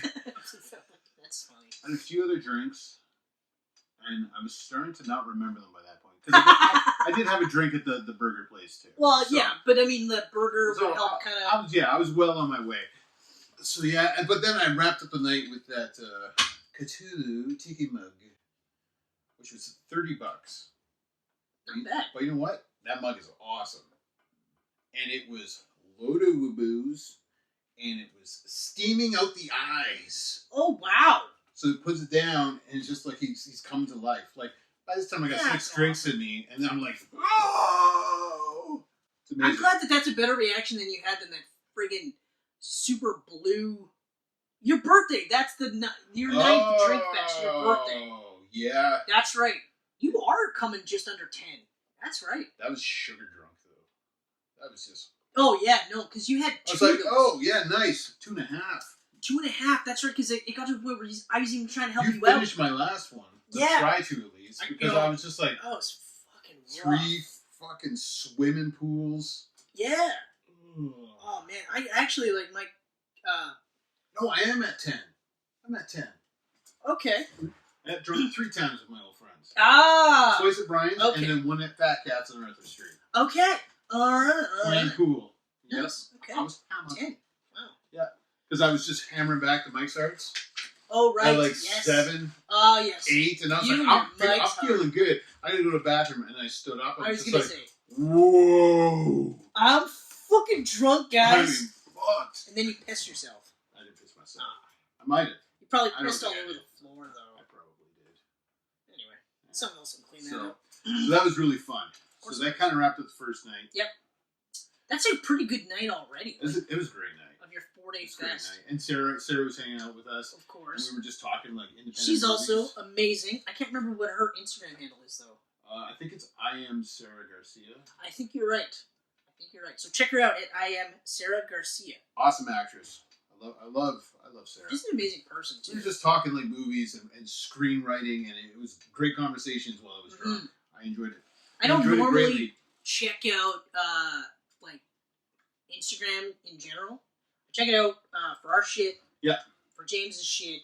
But I'm also checking out hers because it's just like, well, I think partly because like I'm biased. Like I like her. I think she's a great person. Yeah. But it is entertaining to see the different things that she's doing. Yeah. And It's cool. behind the scenes look. Mm-hmm. Plus, she's a big dork, and you can just tell, and it's delightful. It's delightful. Yeah. Hey, James, lock that shit down. Now, Ooh, you're told. for the record, what I mean is, ask her to marry you. Ooh, he said it. That's right. Anyway. Okay. So day 2. Day 2. How was your Day hangover? 2. Day 2. No hangover. Fuck you. I don't get Good hangovers. for you. Fuck you. Only time I got a hangover was when we had our Evil Dead night. Yeah. I woke up at like 7. But that's why. Made myself vomit. Ugh. Felt good after. Yeah. I was a little rough that morning too, but I wasn't as bad as you because I didn't have to fucking work. Yeah. The Evil Dead. That was rough. Waking up to work at 7:30. Oh, I've been there, so I know. Oh. I know. I've 'Cause never. we were up to what, 3 at least that night? 3 or 4 4. o'clock. Oh. Yeah, it's hard to say because, like, by the time we got to Evil Dead 2, Yeah. like, I vaguely recall parts of it. By the time we got to Evil Dead 2, we were at the point where we're like, did we put the first disc back in? That's right. That's right. What's going on right Wait, now? are we watching the same movie? That's where we made the connection that it's a reboot. Cool. Reboot cool. They're like, we're going to do Army of Darkness next. And then I remember waking up to the credits of Evil Dead 2. Oh, guess we didn't make it. I remember waking up briefly to the tree, and I remember thinking, like, oh, it's a way cooler tree. And then that's it. It's a way cooler tree. And then I'm out. Because that tree rape scene in the first one was rough. of. Ooh. Not just because it's a rape scene, and anyone that's watched our camcast know how we feel about rape scenes, but yeah, never, ever again. Never. You can imply it, you can infer it, Yep. you can say that they were raped, But then don't show it. cut next scene. Don't show it because it's just If a girl's there with her legs open and you see a branch going like this, and then you cut, we're gonna know what happened. Yeah. You don't have to keep it going. Yeah, exactly. And also, he didn't need to have the tree take her top off either. It was a horny tree. It was a rapey tree. Rapey tree. A Bill Cosby tree. Anyway, so... Okay, day 2. Day 2. Day 2. So Actually, hold on. Just to clarify, it wasn't actually a Bill Cosby tree because the tree didn't drug her first. Right. Okay, let's go. let's go. Let's go. Moving on. Okay, so James and I had this crazy plan to wake up and then go to Silver Snail Comics, Okay. which is a sweet comic store. It sounds amazing already. It's apparently Guillermo del Toro's favorite comic store in the world. Okay. All right. They got a coffee shop in there and everything, so we were going to go check out the comics. God damn it. And then we were going to sit and we were going to just like hang out and like write stories and stuff. And we were just going to write for 5 hours in the coffee shop. That's awesome. It was wicked, except we started playing Death Stranding and we didn't leave the house until 2. Also awesome, though. But also awesome. Also awesome. Yeah. Because I gotta tell you, that fucking thing is fucked. Mhm. That is a fucked up game. Mhm. Like, you go, okay, Hideo Kojima, he's fucked up. Yeah. And this is his own game with no strings attached. Like, Yeah. no reins, no nothing. No one's holding No him back on Death this. Strandings No. at all. And you think, it's gonna be fucked up. You don't think it's gonna be this fucked up. Yeah. You don't think that the premise is you're a courier, and what you're doing is going to slowly lead to the unification of the United States, but also you're going to have a baby that helps you Yeah. figure out where the bad That guys are. floats in a jar of piss on your chest. And you have to have a relationship with him. Yes. You must rock your little baby. And that's not even the most fucked up part. There's more. There's a lot of But fucking I shit. actually, like I said, because I watch on the Rat Brad, but I actually get to a point now where some of the games that he shows, I don't watch all of them because I don't want to see the story. So with Death Stranding, I've actually had to stop. I will like his stuff just so he keeps doing it because I'm a big fan of it. But once it gets to story, I'm like, okay, let's get ahead to the gameplay. The problem is you watch enough gameplay and you're like, okay, I can't watch anymore because it's a lot of the same shit. Yeah. It's different if I'm playing it, obviously. But anyway, so you got out at 2 this time. We got out to Sarah left around 10 that morning because she was going to see her mom in Oakville. She also realized Taking the train to Oakville. this is not going to be as much fun as I thought. Yeah, so it was just a bro day. Just a bro day. So Silver Snail Comics, checked it out. We did some writing. It was Okay. fun. All right. Went across the road to this place called, I think, what the hell is it called? BWV or something? Okay. It's a sweet bookstore, though. Okay. Dude, they're selling brand new trade paperbacks for like $8.99. Gross. Yeah. I mean, like, awesome. Yeah. Wow. Yeah. Holy I shit. could load my suitcase with trades at that place. Jeez. Well, obviously. For $9, $8? Yeah, yeah. Why wouldn't you? It's nuts. Holy shit. So cool. Fuck, I man. get like a half chub just hearing that. We did so much that week. I'm trying to fucking think what we did after that. We were leaving. Oh, that's what we did. James had a surprise for me, and I didn't know what it was. Of course he did. He took me to a Turkish massage spa. Whoa. Yeah. We had. Oh, right. Yes, you were telling me Yeah. about this, but I'm not going to say We anything. went into a Turkish steam room. Yep. Like the ones you see in the movies with all the bad guys. What a fucking gentleman. Yeah. And it was so relaxing, Bronco. So The only relaxing. way you can say that now. And then as these a gentleman.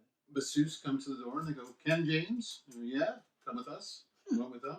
He went in one room, I went in the other.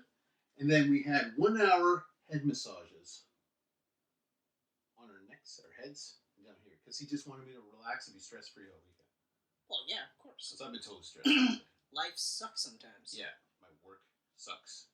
And this place drains the wallet. So, it was a much-needed 4 days. Yeah. But that was amazing.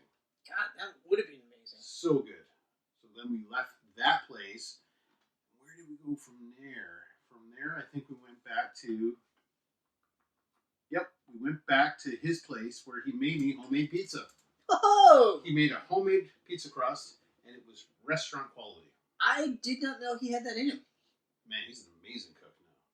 Well, I guess, you'd have to be on some level a cook, but I hate to say it, I didn't think he was going to be amazing. Like, Yeah. I don't want to sell him short. Amazing. Like, wow. So good. Next morning, he made me an omelet. Of course he did. An omelet with like a salsa, cheese. What else was in it? Some other veggie. And, Okay. and then he folded it. Of course. And then he like put garnish on it. Oh! Man, it was so good. And this like pineapple hot sauce. Wow. Yeah. Shit, son. Damn good. Damn good. Would you say that he is a gentleman? Bronco? Bronco. Nice. Yes. Thanks. Indeed. So Indeed. that wrapped up our Saturday. Saturday was fun and it flew by. Sunday was jam packed. Are we on Sunday now or Monday? No, that was Sunday. That was Sunday. So now we're on Monday. Okay. Okay, so Monday there was a Remembrance Day parade ceremony in as there would be. Oakville. Okay. Sarah's brother is in the military. Oh, so wow. he was there Okay. to like put a wreath out and everything. Oh, okay. So like we were going to just hang, but the night that I was hammered and Sarah was talking about, I was like, James, we should go to that. You know, like our great grandfather was in the war and everything. Well, yeah, why wouldn't you? Let's go. So we went. Here's a hilarious thing. While we're there and the parade's coming around, my sister's friend Kim is a police officer. Right! She was in the parade. Oh, that's awesome! That's Yeah. not hilarious. That's awesome. That's awesome. So That's she's, like she's fucking walking like this. Actually, this part is hilarious. She's walking like this, all like straight faced, and you just see her like eyes look over, and James and I are there, and I went, and James went like this, and then she went You straight fucking face again. pricks. Yeah. You fucking Yeah, pricks. didn't get to No. talk to her, but we ruined her concentration for a moment. And For half a second. It was great. But then she put her game face back on. Yeah, just Yeah, I forgot that she's a cop. Yeah. She's also really cool. I've always liked her. I love Kim. I thought she was amazing. Yeah, she's cool. She's Mhm. cool and she kicks ass. Oh, Takes names. Mm-hmm. So yeah, that puts cuffs on them. that was cool. I met Sarah's family. Oh, wow. Okay. All great people. We went to her mom's house, and They would have to be great people. her mom is so generous too. She like took us out for like hot chocolates and muffins and everything. And then she drove us back to the. Oh, that's another thing. We got to Oakville on a train. So this is my first time in my life being on an actual train. I did train rides a little bit when I was really young. Yeah. Yeah, I've my never mom and my brother and I did trains. In fact, Yeah, you would because there's trains over there. and they were Yeah, also so- cheap too, Yeah. right? So yeah, train from, I want to say, from Brandon. No, somewhere outside of Thunder Bay. Okay. Yeah, because there was a... No, you know what? That's right. No, it was car ride to the train station and then train station to Thunder Bay. Okay. Or maybe just outside. No, yeah, just outside because then it was I think Greyhound. the train right now goes through Armstrong. And then it was Greyhound. Greyhound Yeah, to then- Thunder Bay. and then a And then Greyhound. from Yeah. the Greyhound, Granny picked us up. And then we obviously stayed at our apartment for the night. And then went from there. Nice. Yeah. Then I've been at Thunder Bay ever since. Never looked back. Yeah. Actually, yeah, that's pretty much it. Never looked back. Except for, earlier this year when I went down to Swan River. Yeah. Yeah. But other than that. Other than that. Okay. So yeah, went on a train. Yeah. So we went back. That's cool, though, Sarah right? came with us. That was cool. Yeah. I've never been on a train before. Like I've been on subways and stuff, but this is like a train.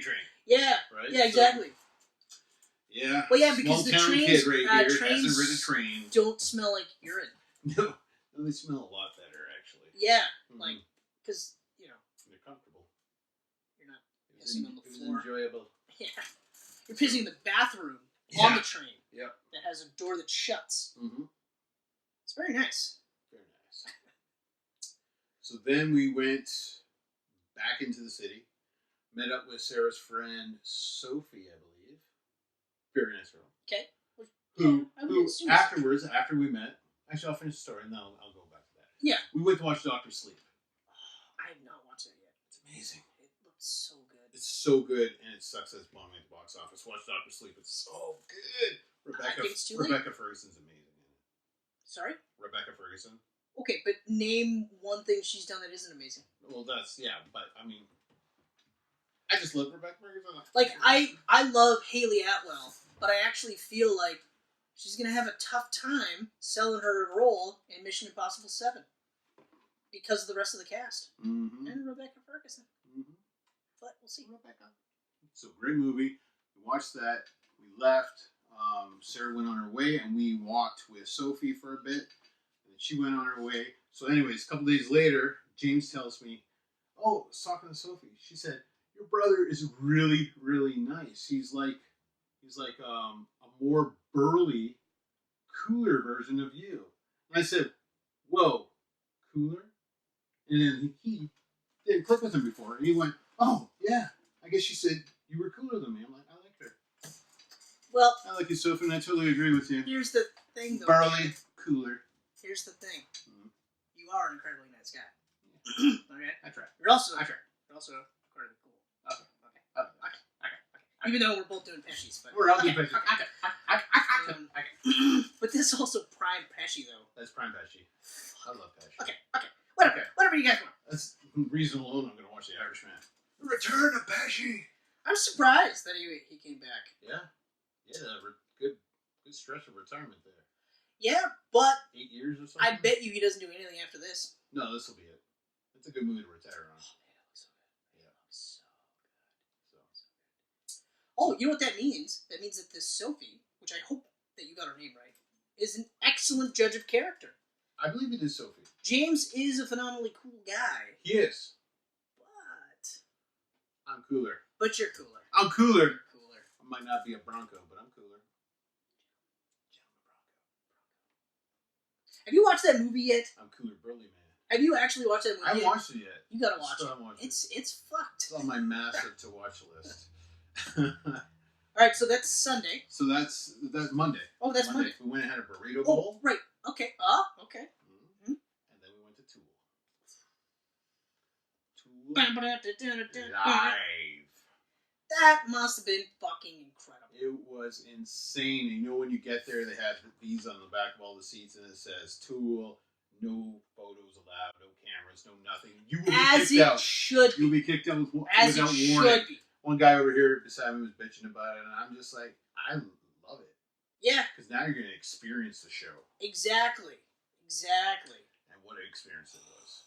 It was so good. They didn't play the pot. That was the only bad part. Ooh. But they didn't play the pot. I'm surprised. They were on a rotating set list. They were playing pot the next night. Well, still though. You still got to see them live. I got to see them live. Which you're probably not going to get a chance to see them again in another 10 to 15 years. I'll probably never get to see them again live. That's true. Like, that was probably one and done. Yeah, because I mean... But wait, I'm okay with that. I got to see them. Yeah, well, this that's is James' third time seeing them. Fuck you, James.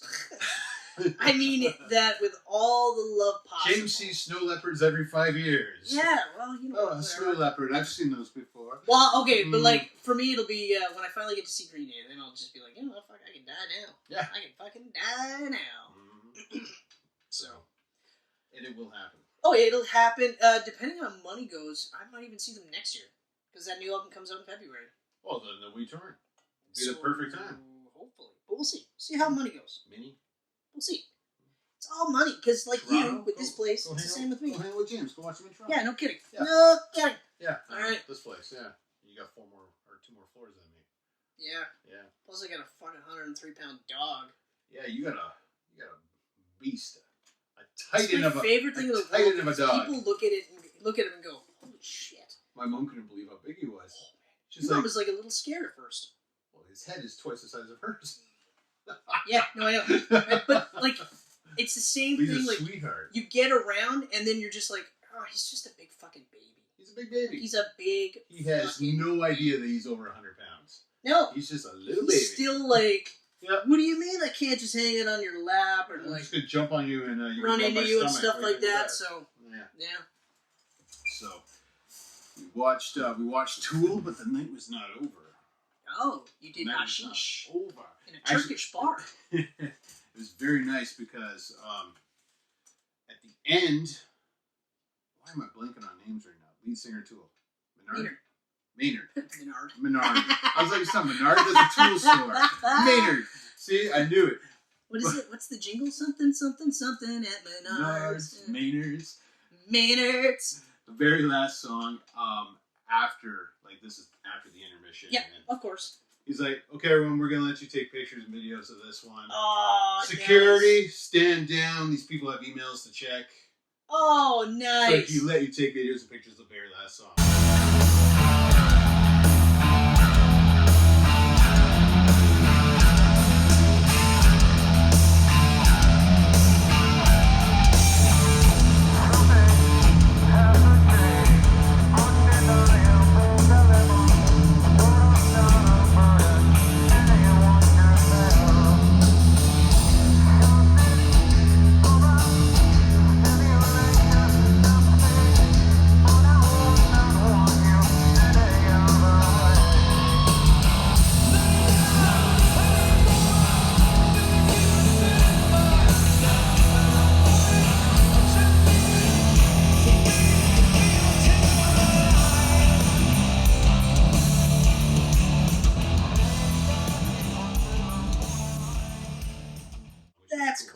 was cool. I dug it. Yeah. So I got... Because that explains why there was a video later. Yeah. You know, I made it look like rules are made for me to break them. Yeah. Yeah. No, he allowed it. Whatever. He allowed it. So after that, we went to a place called Bar Chef. Okay. It makes ridiculous drinks. Like, more ridiculous than the place I went a couple nights prior. Okay. James went in there with Sarah like a couple weeks prior, and she ordered some kind of drink that came out on this giant platter that looked like a rainforest with like a little bowl in the middle with blue liquid. Oh, wow. Like a lake, and that's what that. Oh, what you drink. wow. So he's like, I gotta tell you the place. It's amazing. Part of me thinks like it's a little pretentious. It is. But it's still just like, that's pretty cool though. Well, you look at the people in there and they're all like, James and I are just like giggling. That is actually really... Because I feel like it's also one of those people that are they're like flip phone, like, oh, you have an iPhone? You have to sip it like this. Yep. Otherwise you don't get the full flavor. Hold on, I got a text message. 1, 2, 3, 4, A. 1, 2, 3, 4, H. H, exclamation point. Click. Although I say this, but Motorola Flip. Yeah. It's coming back. Nice. The Razor, sorry. The Razor. Razor. The Razor's coming back. Yeah, looks pretty slick though. Anyway. So James got this Hawaiian thing. Of course. Came out I don't know why I said of course. this nice little... We wanted to get sugary drinks, right? Well, yeah, it's because they're drinking with you. Yeah, so you got this little... You're not going to be like straight liquor, dude. And I'm not either. You want pretentious. They bring it out to you and they go, this is what the chef recommends you do. Good and then they tell you how to drink it. Oh, God. It came out with this other bowl. I'm going to be like... smoke coming out. If I ever went there, it'd be really hard for me not to be like, oh my God, oh my God. And this smoke coming out of the bowl, and the smoke smelled like the beach. Oh, so wow. It was like a coconut pineapple beach really cool. smell. She's like, that's not edible or drinkable. Do not drink it, but it's so you can get the aroma while you drink like you're on the beach. And I'm just trying to keep a straight face. The best part is just staring at your each other. impression sounds like Nacho Libre. That's my favorite part about the story right now, is that it just sounds like Nacho Libre. Like, next thing you're going to be like, and then we went and ate some toast. Mine comes out. Mine's called the apricot something, right? Okay. I'm thinking it's going to be an apricot drink. Comes out, glass like this high. Yeah. This much liquid in the bottom. Straight alcohol. Oh. I already feel bad for And it. then this wooden tree thing comes out. Of course. With 3 frozen apricot treats on the top. What? And she goes, now, the chef says these 3 apricots must be consumed within 1 minute's time. They contain an edible nitrogen something, basically dry ice that you can eat. Right. James can't eat his, but I can eat mine. Okay. So I'm like, okay, and James is just laughing. Of course. Right? This is hilarious. So I'm like, he's like, okay, do it. So I put it in my mouth. I bit down. I immediately felt frostbite on my tongue. Naturally. But I felt -30 winter air shoot through my throat, into my head, out my nose like a dragon. Oh, just, God. And all the smoke's just coming out my face. Oh, God. That James must is be hilarious. crying. James that is must crying. be so fucking funny. Oh. Holy shit. He was crying.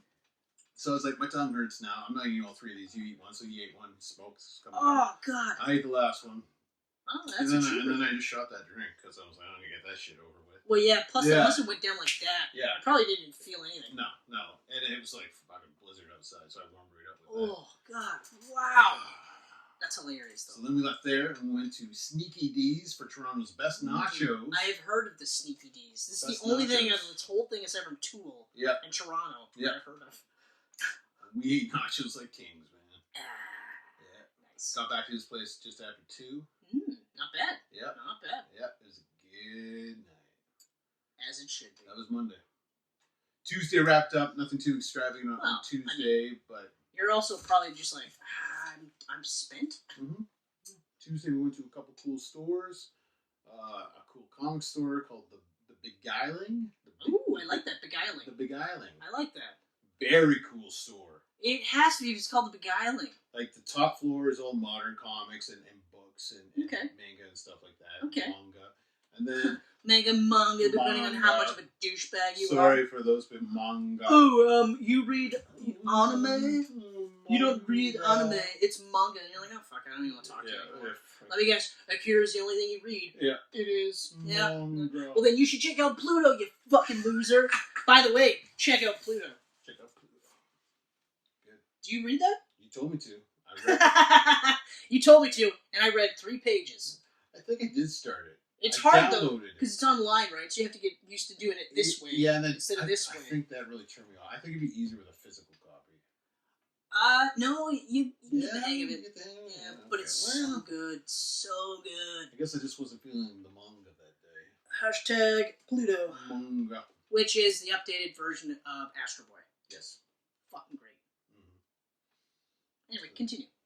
So yeah, that was pretty much the day. We just did some shopping. We went to a really cool old game store called AC Games, I think. Okay. That was like walking into the 90s again. Oh, nice. It was What a just great feeling. wall to wall, NES, Super NES, Genesis. Oh, fuck right off. And then That you is kept awesome. walking, and then you got into the PS2, Xbox, Dreamcast days. You kept walking, you got to the modern games, and Wow. I feel like once you get to the PS2 section or whatever, it was gamer. you're just kind of like, this is cool and all, but this whole shit that I walked through to get to here. Heaven. Good God, that's awesome. Yeah, it was great. So yeah, and then we went to the airport and cried. Parted ways. Cried. Oh yeah, you had to do it. Had to do it. I had to come back to my life. But you did come back to your wife. My wife. And your dog. My dog. My Bernard. Who sang me happy birthday. Yep. Did you like that? I was like, are you fucking for real?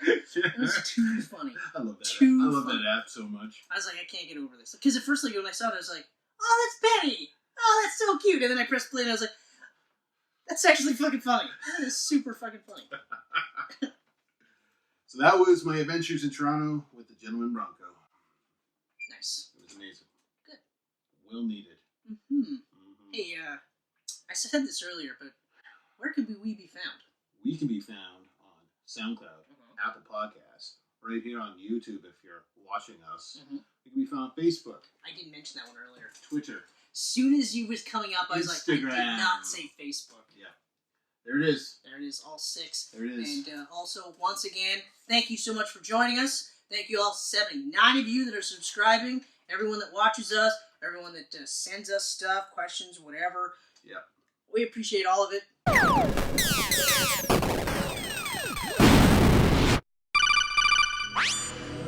These pancakes are delicious.